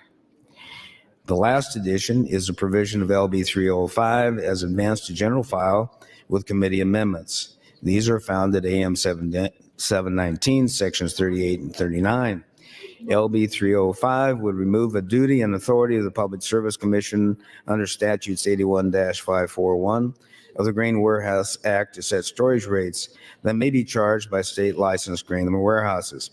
Currently, the Grain Warehouse Act states that the commission shall annually set reasonable rates. Currently, law also provides that individual warehouses may not deviate from this rate, either higher or lower, without first requesting a hearing before the commission. While the bill would defer to the marketplace to set storage rates and related handling charges, it is not absolute deregulation. The bill would require warehouses to be in compliance with notice and transparency provisions as these are defined in the committee amendment to LB 305. A warehouse must post its rates in a conspicuous place on signage provided by PSC, and such posted rates shall disclose all costs of storing grain, including the storage rates and any related handling charges. Additionally, warehouses must give 30-day advance notice to the commission and its customers before any rate change could take effect.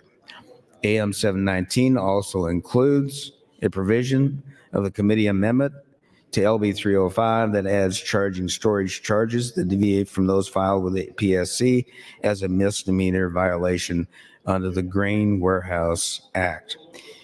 That is a not so quick overview of the committee amendment, and I will be happy to go into further details in response to questions or discussions, and thank God for time limits on the floor. Thank you.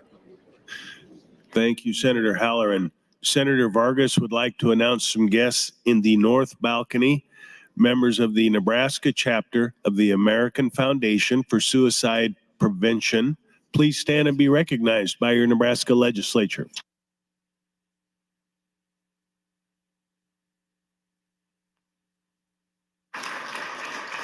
Senator Halloran would like to announce guests in the south balcony, 63 fourth graders from Watson Elementary in Hastings. Please stand and be recognized by your Nebraska legislature.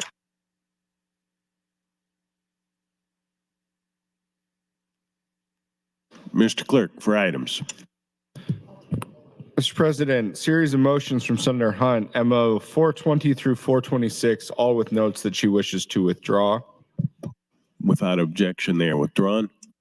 Mr. President, Senator Halloran would move to amend the committee amendments with AM 2020.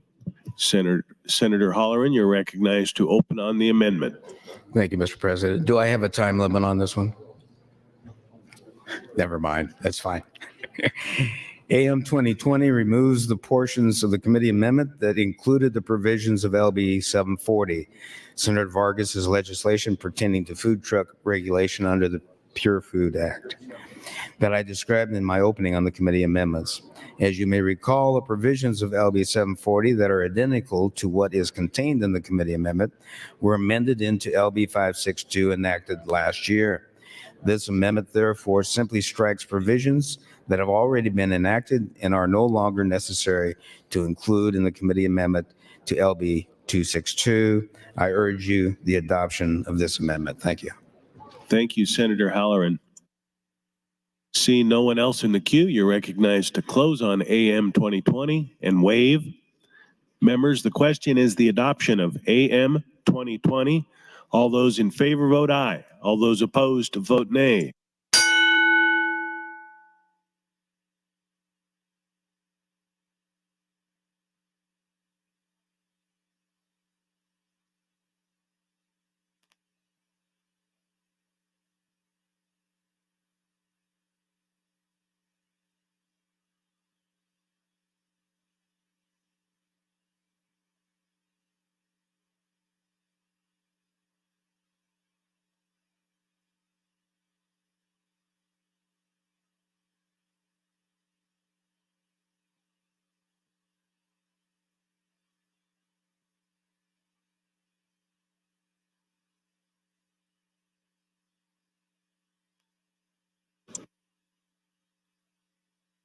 Record, Mr. Clerk. 35 ayes, 1 nay on adoption of the amendment, Mr. President. AM 2020 is adopted. Seeing no one else in the queue, Senator Halloran, you're recognized to close on AM 719 and waive. Members, the question is the adoption of AM 719. All those in favor vote aye. All those opposed vote nay.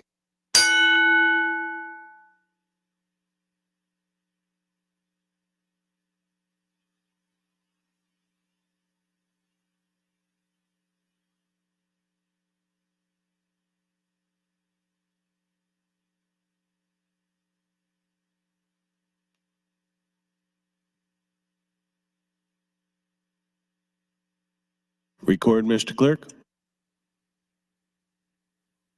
33 ayes, 1 nay, Mr. President, on adoption of the committee amendment. AM 719 is adopted. I have nothing further on the bill, Mr. President. Thank you, Mr. Clerk. Senator Halloran, you're recognized to close on LB 262 and waive. Members, the question is the advancement of LB 262 to ENR initial. All those in favor vote aye. All those opposed vote nay.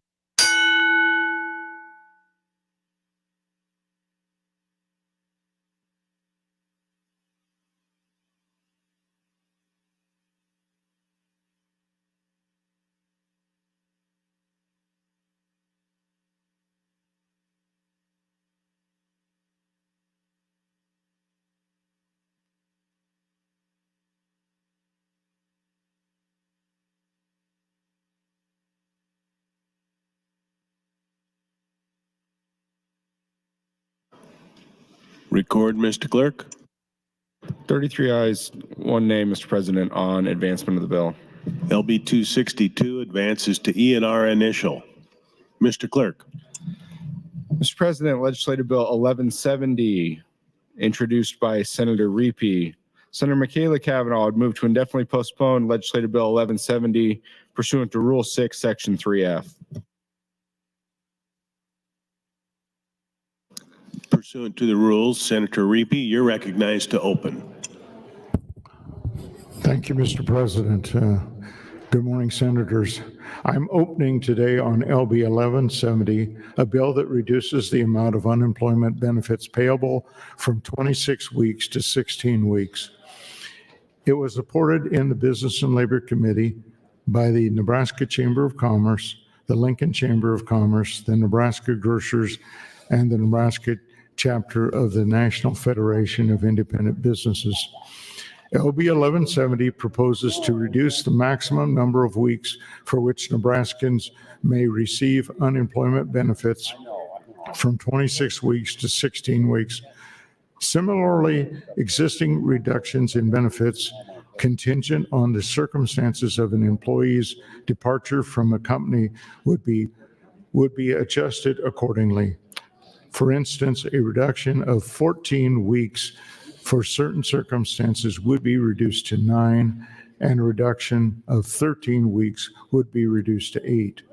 However, the extension of benefits for individuals pursuing skill-based education would remain unchanged. These policy adjustments, as proposed, are scheduled to take effect at the beginning of the next fiscal year. Around 30% of unemployment claims in Nebraska are filed after the 16-week mark. While it's important to support Nebraskans in finding work that aligns with their experience and provides fair compensation, it's also critical to recognize that at a certain point, individuals may need to accept available work opportunities. These might not line up nicely with what a person has done before or what a person has studied for what or what a person expects to do with the individual's personal time. But how many of us have degrees that we earned and don't fully utilize? How many of us have worked odd or temporary jobs in the swings of our career? And how many of us turned those odd jobs into our careers? According to the New York Federal Reserve Bank, only 27% of Americans work within their field of study. Nebraska employers are currently facing challenges in recruiting employees. Our unemployment rate in Nebraska is 2.3%, and the federal rate is 3.7%. According to the Bureau of Labor Statistics, for every one job opening in Nebraska, there are 0.4 unemployed people for that opening, meaning that there are 2.5 job openings per unemployed person in Nebraska. Furthermore, there's a growing recognition of the job market of the value of training individuals on the job for new skills rather than exclusively seeking those who have pre-existing qualifications. Therefore, after 4 months, 16 weeks, it is my opinion that it is reasonable to expect that job opportunities should be accessible. Additionally, the recent and anticipated increases in the minimum wage, even semi-skilled and low-wage jobs may offer support comparable to or greater than what the state can provide through unemployment benefits. Moreover, the proliferation of remote work opportunities means that decent paying jobs may be more accessible than ever before. While unemployment benefits play a vital role in our society, it's essential to be mindful of when they may inadvertently discourage individuals from actively seeking employment. We have to ask ourselves, at what point does it stop becoming a safety net, and when does it start become a disincentive to participating in society? It is important to note that the extended benefits clause would remain in place. In the event of rapid deteriorating economic conditions, the unemployment benefit duration would be increased until the emergency situation has passed. This provision ensures that if Nebraska faces a situation akin to the economic challenges posed by the COVID-19 pandemic, our system can adequately respond to the heightened demand for support. It is also worth mentioning that a 16-week unemployment benefit limit has been adopted by 11 states, including Iowa,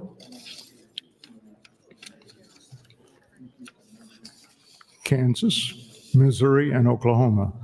But other states doing it is rarely itself a reason to adopt a policy. Instead, this is an opportunity for us to look at our economic conditions, the realities of our labor market, and to figure out how to assure that support is available when needed but not to the extent that it limits personal and collective growth. With that, I know we are going to hear plenty of discussion around this topic, for which I appreciate, and I ask for your support. Thank you, Mr. President. Thank you, Senator Reapy. Senators Conrad and Decay would like to announce two guests, Madeline Kellum and Stacy Kellum of O'Neill, seated under the north balcony. Please stand and be recognized by your Nebraska Legislature.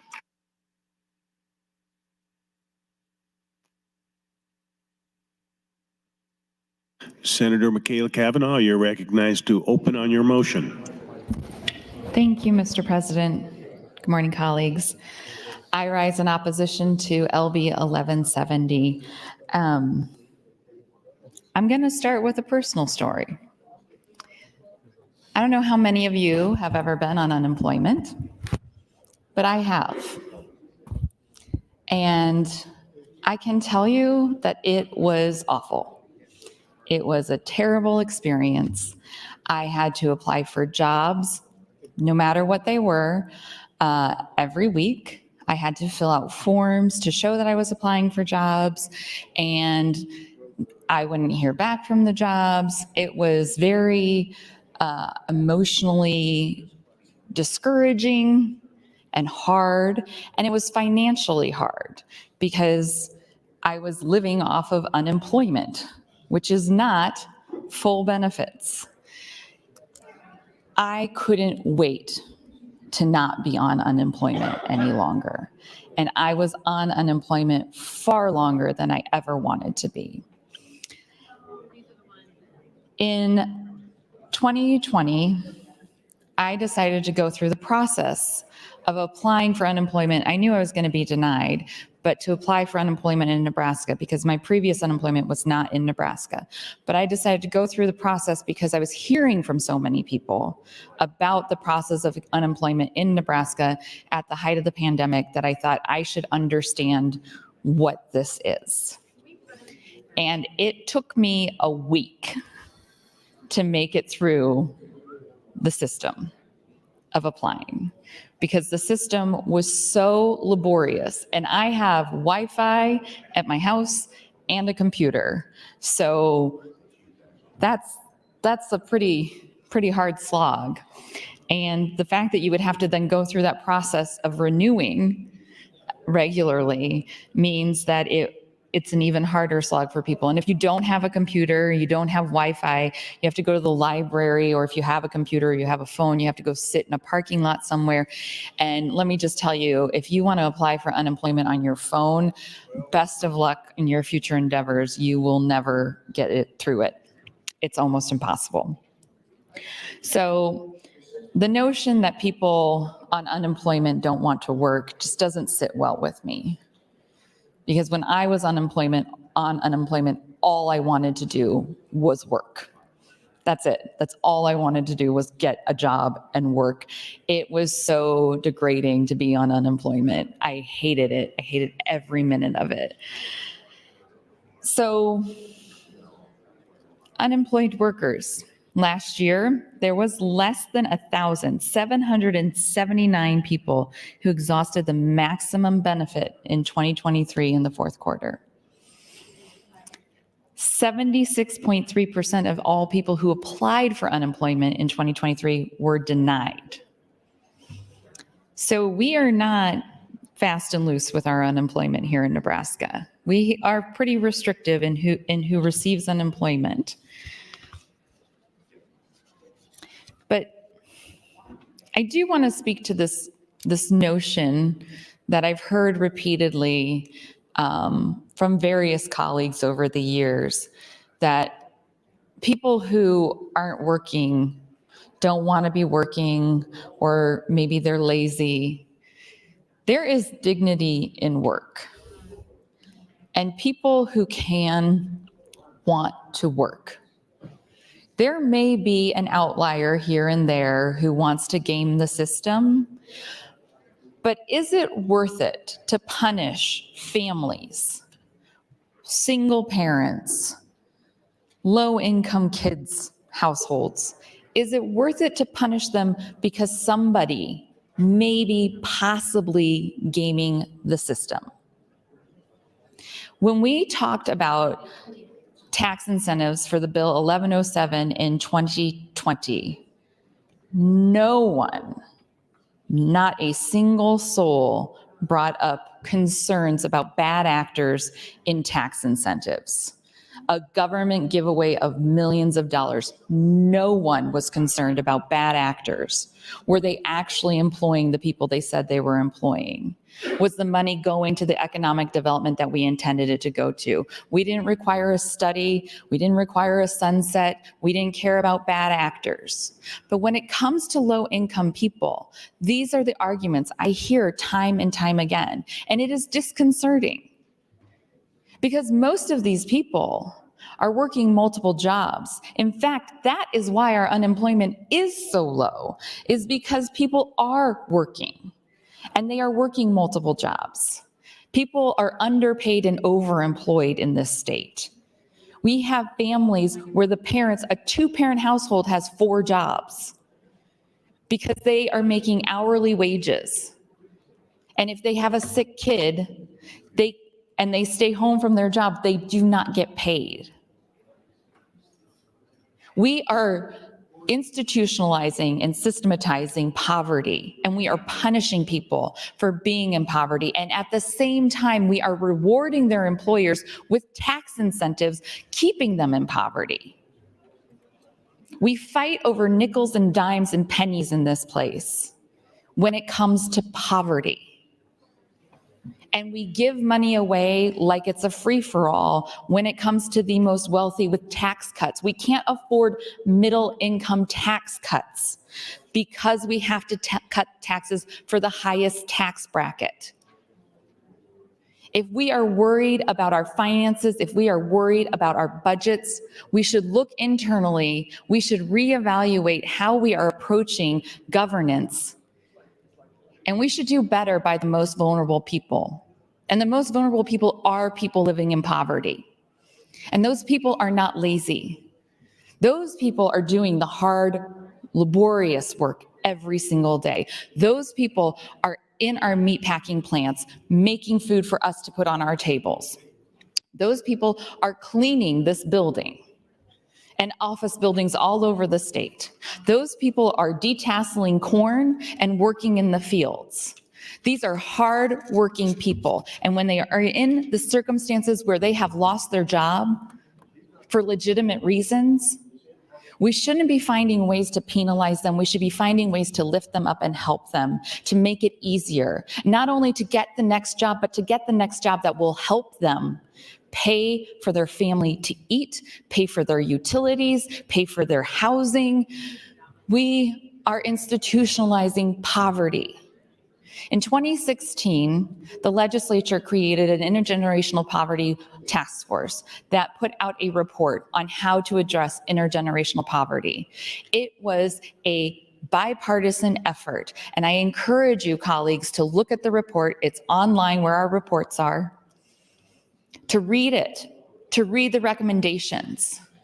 We can do so much better for the people of Nebraska. So much better for the children of Nebraska. We can build a bigger and brighter future for everyone. But LB 1170 is not the way. And I have a great deal of admiration for the introducer. And we oftentimes are on the same side of things.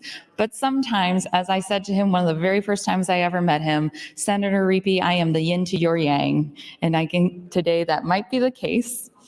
But perhaps I'll persuade you, and perhaps I will persuade some of our colleagues to come along as well. I really, truly do hope that we can find a better path forward on how to address critical workforce issues in Nebraska and poverty in Nebraska. I think we together have an opportunity to do great things. I don't think that LB 1170 is the way forward, but I think that it is bringing up a great conversation for us all to have together. How much time do I have left, Mr. President? 1 minute. Well, thank you, Mr. President. I'm not used to you telling me my 1 minute, but I think today you might be. I will yield the remainder of my time and get in the queue. Thank you very much. Thank you, Senator Kavanaugh. Senator Blood, you are recognized to speak. Thank you, Mr. President. Fellow senators, friends all, I stand in support of the motion to indefinitely postpone and against the underlying bill. And I'm going to take some time today and explain why. My only regret is that not even half of the senators are on the floor right now. So I hope they're at least watching in their offices, because I think I'm going to bring some valid information that you're not going to hear otherwise. So excuse me, this underlying bill is a prime example of how we refuse to assess unintended consequences of state policy responses. So in this case, we have this grandiose idea that if we do this, more people are going to get to work faster, and that's going to help lower our unemployment numbers. But guess what? Facts, science, data, I talk about this all the time, shows otherwise. So they talked about the other 11 states. What you may not know is that many of those states lowered it going back to the last recession. And they reduced the duration that individuals could receive their benefits. So there's a lot of studies that were done. So compared to states that did not reduce duration, those states had higher unemployment rates, I hope you're listening, and weaker UI trust fund balances, and were more likely to receive federal loans as their UI reserves became depleted. Now, I want to assure you that in Nebraska, we have a high solvency rate. We're really good at things like that, but that doesn't mean that it can't happen. You're going to hear people say, well, this is really tough on the employers. But what you may not know is that employers receive an offset of up to 5.4% of their FUTA tax when they pay state unemployment taxes on time. Therefore, they pay only 0.6% of the first $7,000 of an employee's wages, or $42 in FUTA tax per qualifying employees. So people are going to say this is a huge burden. It is not a burden. It is a safety net that's been put into process by the federal and state governments working together to protect people who lose their jobs. So then I started looking for a cluster analysis. A cluster analysis is when you utilize multiple sources. And there are traditionally, over and over again, 6 points that came up. That when you lower the duration, and I've already said it, weaker trust fund balance, lower total taxable resources, federal loans, I talked about that to a greater degree. It creates higher unemployment rates. It lowers union membership rates, which some of you may be happy about, but I would not be. And it also makes more homogenous political opinions and behavior. So some of the very people that you think might want to support you in the future politically may not give a darn anymore. So you're creating this little circle of people who are becoming apathetic. Oh gosh, it's almost like we have a whole bunch of apathetic voters right now in the United States. So in Nebraska, we're a little different than some states because we depend heavily on commodities. We need them to do well in Nebraska. So the threat of low unemployment and how it affects us is very different from other states that don't depend on commodities. But low employment rates trigger inflation, as we've just recently seen. As workers get harder to find, employers start offering higher wages, and inflation will rise. It's the Phillips curve. You heard it talked about a lot over the last year, which also explains why long periods of unemployment are so rare. Now, they talked a little bit about the Nebraska Chamber coming in. And by the way, I don't know if I've said this, but the bill came out 5-3. 1 minute. So it is a committee priority bill, but it did not have the committee's full support. I think I'll talk more about some of the things that were said during the hearing since I'm running out of time. But I really encourage you to not look at this as a panacea to changing our unemployment rate, because it does the opposite. And data and facts show that very thing. Thank you, Mr. President. Thank you, Senator Blood. Senator Conrad, you're recognized to speak. Thank you, Mr. President. Good morning, colleagues. I rise in support of the motion filed by my friend Senator Kavanaugh and in opposition to the measure LB 1170 on the board. I would like to echo some of the comments that have already been made and then add a few additional thoughts that are guiding kind of my approach to this measure at this point in time. It's widely established, well-known that our unemployment system dates back to the 1930s, and different states and the federal government came together to ensure a safety net program as our country was, of course, working through the Great Depression, and scores of Americans found themselves unemployed due to the volatility of economic conditions during that time. There has been an evolution of this policy since inception, and different states approach this differently, as Senator Reapy has laid out in his opening on this measure. But friends, I contend that this represents a needless evisceration of our state's safety net.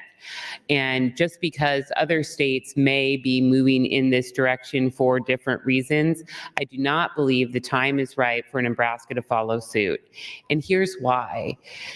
It's widely established that Nebraska has consistently had the top or among the tops when it comes to low unemployment, historically low unemployment rates that our state has enjoyed for a significant period of time.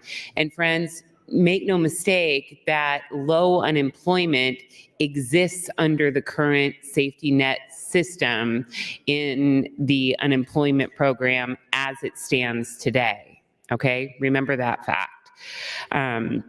Additionally, I think that it's important to reiterate a statistic put forward by our planning committee that I have talked about a lot this year and will continue to talk about until we can see hopefully some reforms to address this shocking statistic. But our state, our beloved Nebraska, is at the top of one of these lists we don't want to be at. And what list I am talking about is the statistic that our state is #1 for adults working year-round yet living in poverty. We have historic low unemployment. We consistently have one of the highest rates of both parents working outside the home, one of the highest rates of women working outside of the home. We are #1 for adults working full-time yet living in poverty.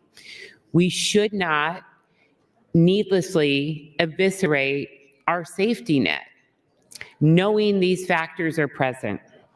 Additionally, we know that there is volatility in unemployment that this safety net responds to. We know there are seasonal components that this safety net responds to. And we need to be thoughtful and clear that even under the status quo, for most people, and generally speaking, the max benefit is really at or below minimum wage. So we're not talking about the kinds of benefits that would incentivize employees to move away from work. This provides, thank you, Mr. President, the current system provides the type of safety net support it was intended to provide a hand up, to provide a safety net when a hardworking Nebraskan loses their jobs for no fault of their own. And this ensures that they have a little bit of breathing room for themselves and their family until they can figure out the next step in their employment career. I would also ask my colleagues to think carefully about how this program connects with other safety net programs. And by making drastic changes to the unemployment program, what does that mean for SNAP eligibility or Medicaid eligibility or child care subsidies? The list goes on and on and on. And we need to not look at these issues in a vacuum, but need to look across committees and across the state budget to ensure that we're not putting more pressure on Nebraska taxpayers. Thank you, Mr. President. Thank you, Senator Conrad. Senator McKinney, you're recognized to speak. Thank you, Mr. President. I rise in support of the IPP motion. I voted against this bill coming out of committee for many of the reasons that were stated previously by others. I don't think decreasing the weeks of that people could get unemployment benefits is actually gonna be beneficial to the state for multiple reasons. And one is that it's like you're implying that people who are on unemployment are not seeking out job opportunities. If somebody is on unemployment, they have to apply for jobs weekly. They have to report that they're trying to seek a job. It's not like they're on unemployment and not trying to find work. They have to find work. And sometimes, depending on the profession or the industry, those jobs aren't there. We have a low unemployment rate. So it's possible those jobs aren't available. So why are we trying to force people into what I would say into jobs or industries that they probably shouldn't be working in? It would be interesting if we did a poll on individuals who believe, not believe, but individuals who are working in fields of work, and we look at whether or not they have like college degrees or bachelor's degrees or master's degrees, and whether that matches up to what actual job they're actually performing every day. I guarantee you that data and that information will be very interesting. Just because our state has a low unemployment rate does not mean that people are not underemployed. It does not mean that people are not working multiple jobs to survive. And just to say like we need to get people back to work, or just to imply that people are being lazy and they're gaming the system when they're on unemployment is just not truthful. People are trying to find work. The work is at times maybe not there.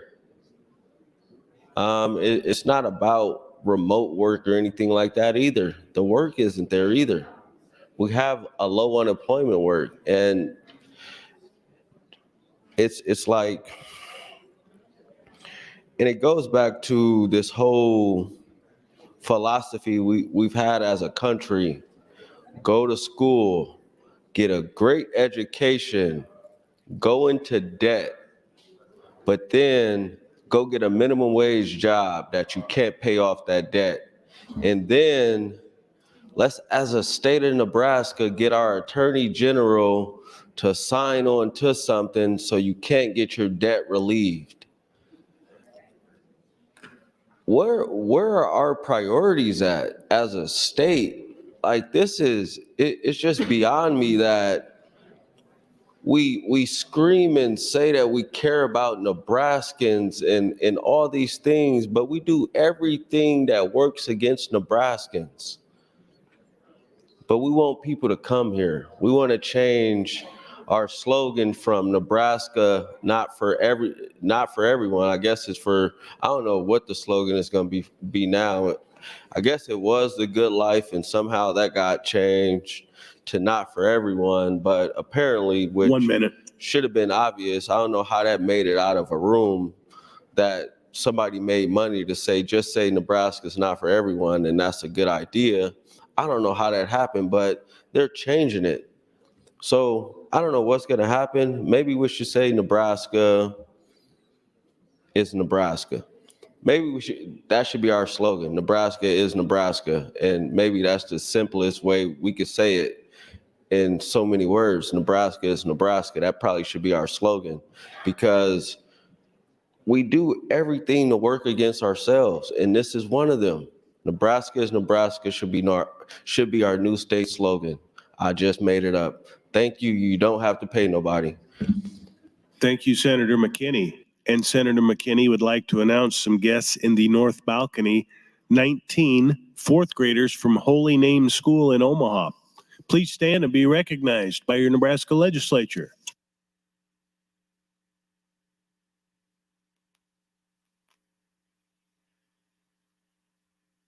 Senator Hughes, you're recognized to speak. Thank you, Mr. President. Today I rise in support of LB 1170 and against the IPP motion. I believe that 4 months of unemployment benefits are sufficient. We currently offer displaced Nebraska workers with 6 months of unemployment benefits. That made sense during the upheaval of the pandemic and in hard economic times like back in 2008, but it is counterproductive when our state unemployment rate is at 2.3%. I don't know if you've been aware, but for nearly 4 decades, we've been warned about the coming silver tsunami, whereby large numbers of our workforce, compromising of the baby boom generation, would be retiring. That generation's impact on the workforce is significant and real. The retirements began before the pandemic, which in many ways accelerated the trend. Throwing money at this problem is not going to change the outcome. It is not going to change the fact that we cannot simply snap our fingers and create more employees to fill all the jobs that we have. Barring some miracle where Congress passes a meaningful immigration reform, we aren't going to see this change. I would not hold my breath on Congress. They can't pass the ketchup at a picnic right now. To me, LB 1170 is a common sense approach to dealing with reality. Keeping unemployment benefits at 6 months only serves to make our workforce issues unnecessarily worse. I know opponents of LB 1170 have or will mention that forcing people back to work before they find a good fit is not, to Nebraskans out there that are looking for well-meaning or well-paying, meaningful work, I suggest they come to District 24, where we have plenty of unfilled jobs that fit those criteria. Let's be part of the solution instead of being part of the problem. Green vote LB 1170 and let's connect workers with jobs and help out all the small businesses, farms, manufacturers, and others that are looking for help. And I'd like to yield my time to Senator Wayne, who apparently has a relative, oh, the relative left. Oh, I'm sorry. Senator Wayne can say a shout out to his cuz. Thank you, Senator Hughes.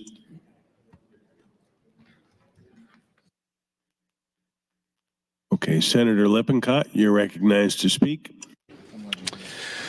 Thank you, sir. I'd like to ask Senator Riepe a question. He being in the medical field for a very long time, people who are off work for a certain amount of time, how apt are they to go back to work? Does it hamper the chances of them finding employment again in the future? Senator Riepe, would you yield to a question? Yes, I will. Thank you, Senator Lippincott. My response is when an absence becomes long-term, 4 weeks or longer, the chances of an employee's return to work diminishes rapidly. 1 in 5 will not return to work after just 4 weeks of absence.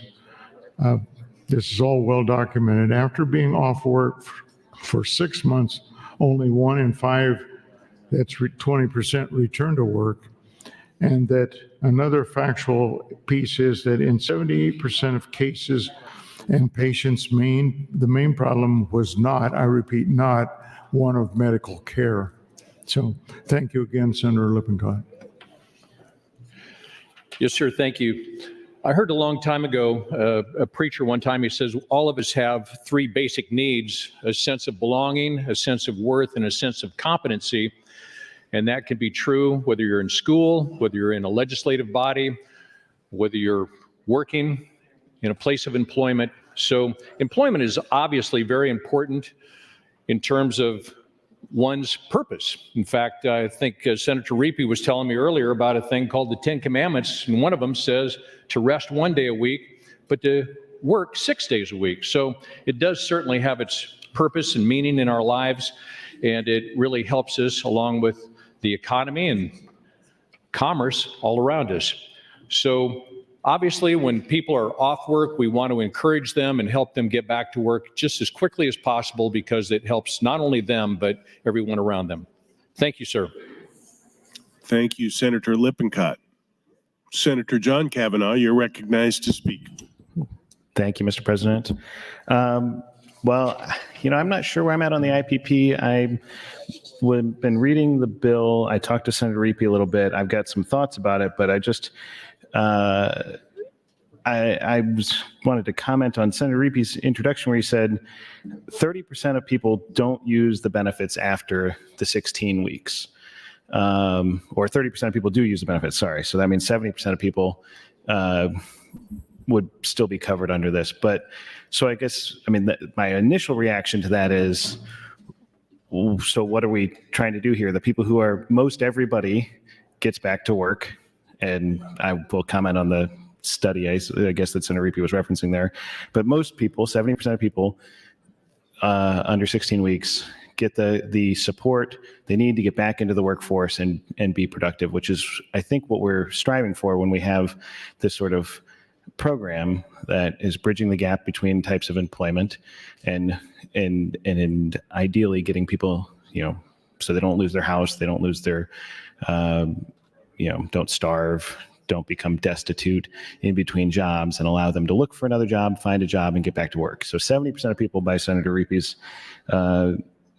opening get back to work within 16 weeks.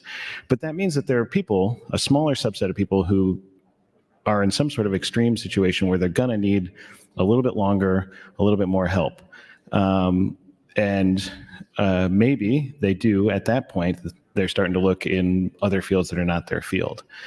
And so I'm not sure why we need a bill to say we shouldn't be looking out for the people in those most extreme situations. I hear what folks are saying about, we have 2.3% is the Nebraska unemployment. National unemployment is 3% right now.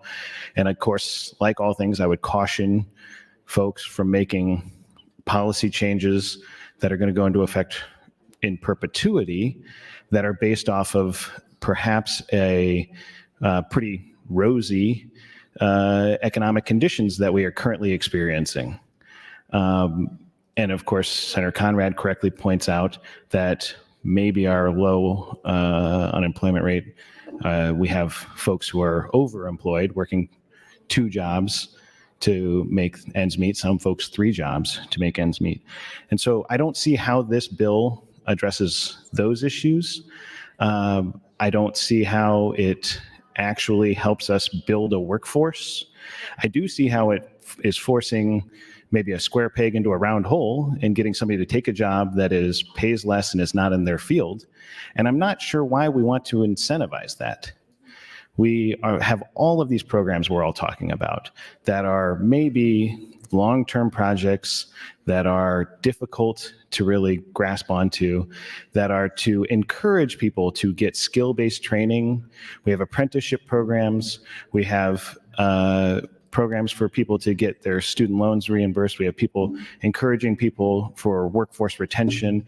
We have all of these other programs to try to make sure that we have the right folks doing the right jobs and incentivizing people to get into these positions. And that is difficult work, it is slow work, but it is the right approach to finding people to do the jobs that we need. Forcing people to take lower paying jobs that are not in their skill set doesn't make a lot of sense. I do see why the Chamber of Commerce and the Lincoln Chamber of Commerce and other business entities are interested in this, because as Senator Blood correctly pointed out, by forcing people to take lower paying jobs, you create a downward pressure, thank you, Mr. President, on wages. And if your goal is to get people forced into taking low wage jobs, this is helpful for that. It is not helpful to the working people who are trying to find a job that's going to lift them up. And of course, a lot of people here do not want to expand other benefits either. But when we force people to take lower wage jobs, those are the people who are working full-time, maybe 1 or 2 jobs, and still getting things like food stamps or other assistance.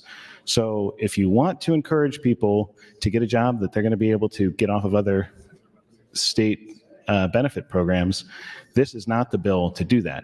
So I've got other comments I would like to make about it, but I guess I'm going to run out of time, so I'll push my light again. Thank you, Mr. President. Thank you, Senator Kavanaugh. Senator DeBoer, you're recognized to speak. Thank you, Mr. President. I would like to address this bill, but first, I was remiss in my earlier times on the mic in making a special announcement.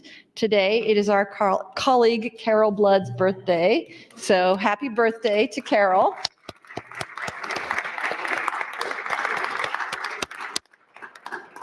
And we wish you many happy returns. Now to the bill. So the thing that's sort of puzzling to me about this bill is the movement from down to 16 weeks. A number of you know that I have been through a number of different kinds of professions. And one of those that I was involved with was, well, I went to seminary, and so a lot of my friends are pastors. And those of you who know what the pastoral call process is like will know that if you are going through that process, 16 weeks is not a very long period of time for that. So that there are a number of different professions in our society in which the process of moving from one job to another is extensive. There are a number of very specialized types of high income, high wage jobs, ones that we'd really like to cultivate in Nebraska, and ones that we would really like to have those workers here in Nebraska. But those specialized jobs, see, there's a thing called cyclical unemployment, which says that when you're going from one job to the next, you got to have a little bit of unemployment because you got to have time for one job to open up, for somebody to see it, respond to it, apply to it, and go there. So in these high wage, high income jobs, these very specialized jobs, there has to be a little bit of movement, a little bit of room for them to find these jobs. And it's not like the day that you quit one job or separate from one job in one of these very specialized fields that you're going to immediately the next day find that job again.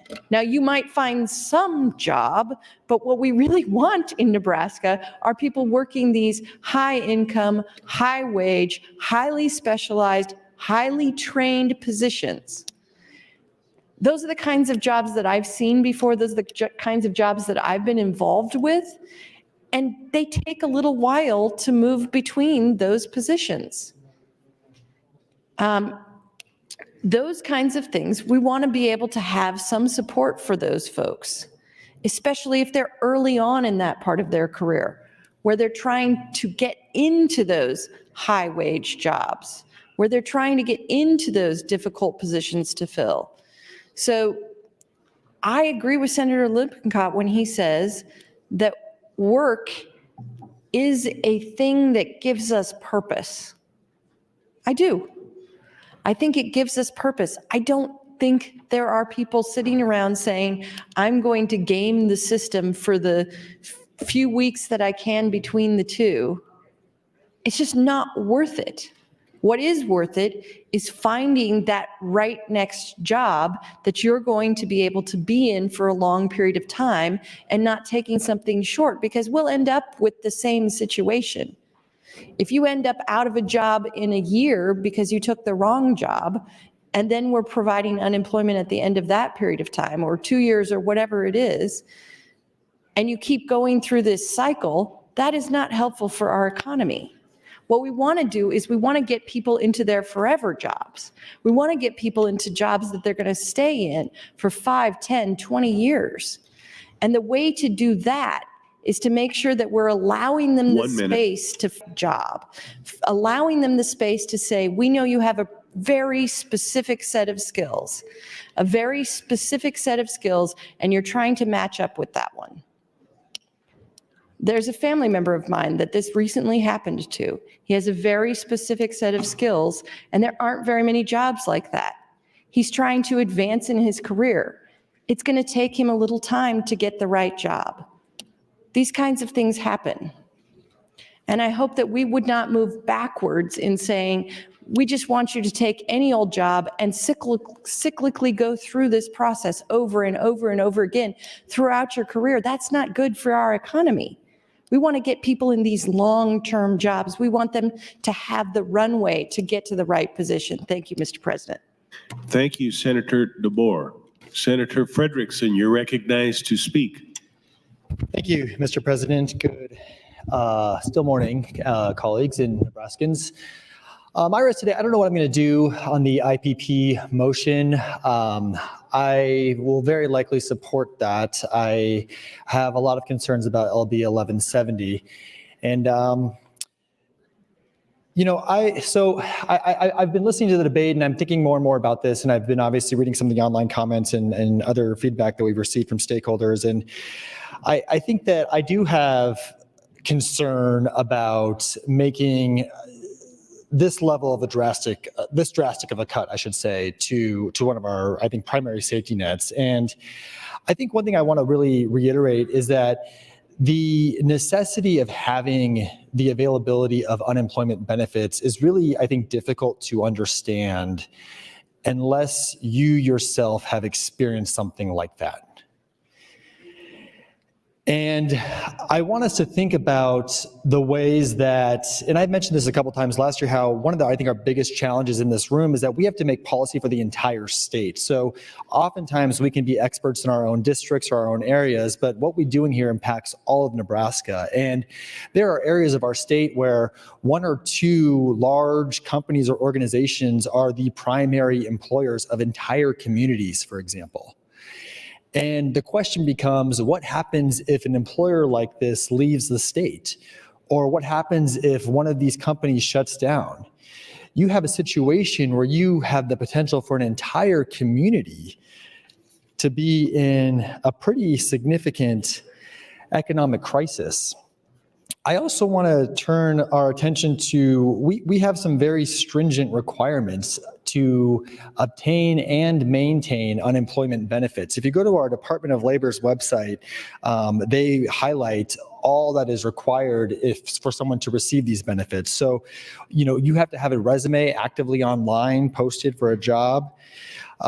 There's a question, if I received a notice to report for reemployment services, do I have to go? If you receive a notice that you have been selected for a reemployment service program, you are required to take part in this program in order to remain eligible for unemployment insurance benefits. So, it's not like someone can sign up for this benefit and then just keep receiving this. There are active requirements that they have to be adhering to. How many reemployment activities are required each week? How many reemployment is required each week, right?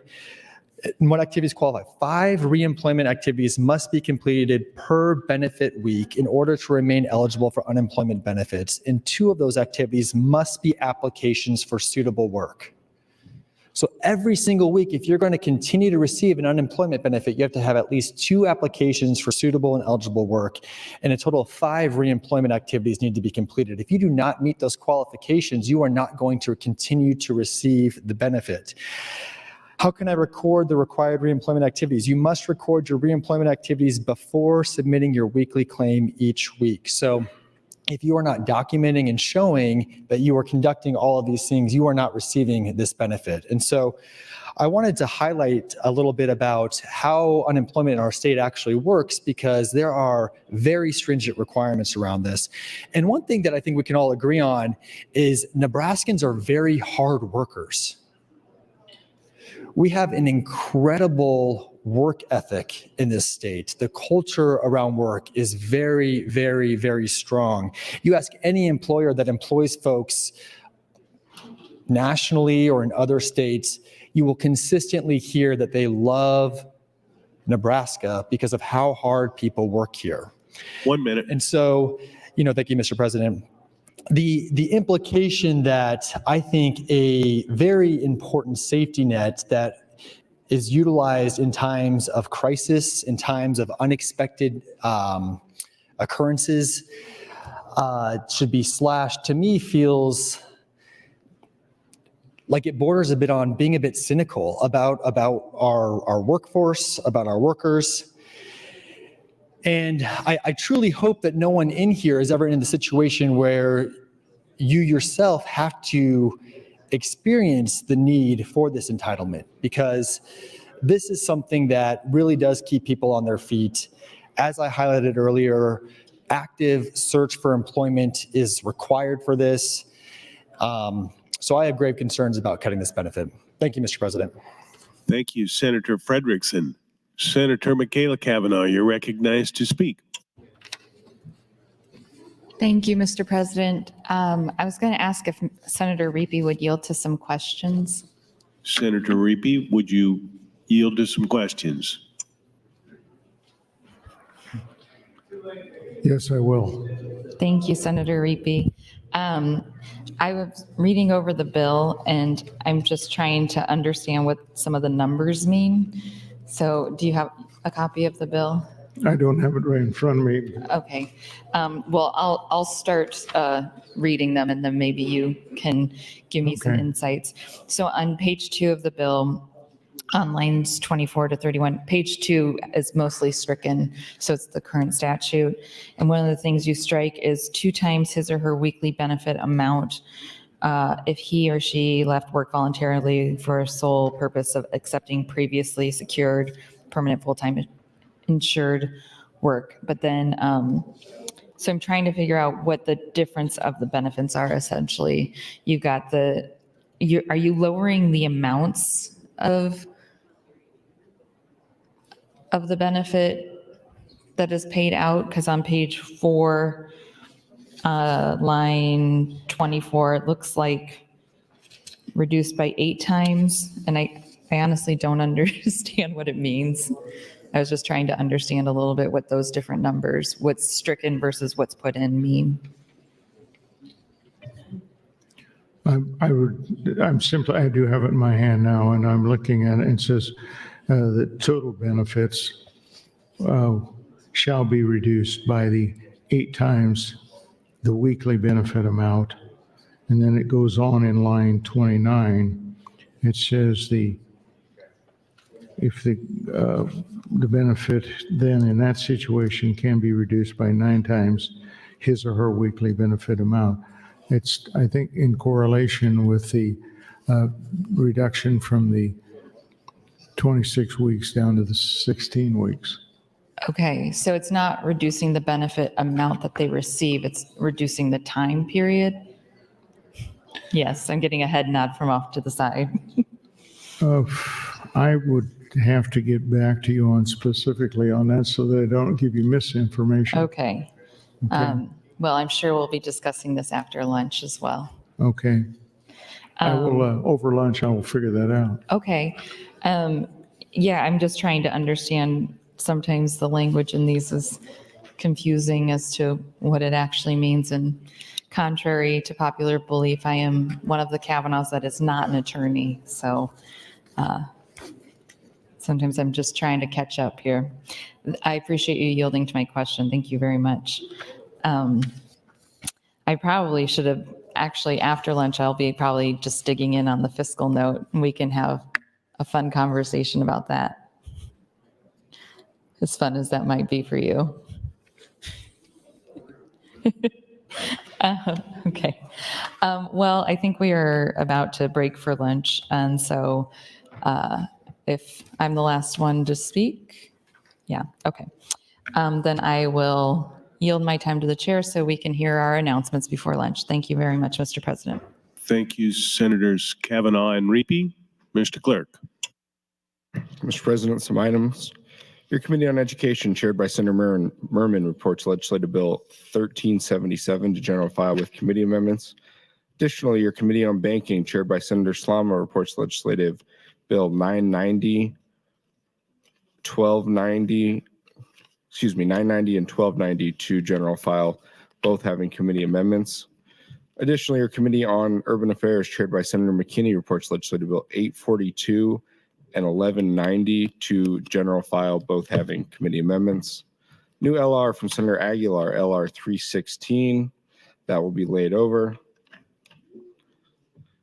Notice that the Appropriations Committee will be holding an executive session, room 1113, today at 12:30.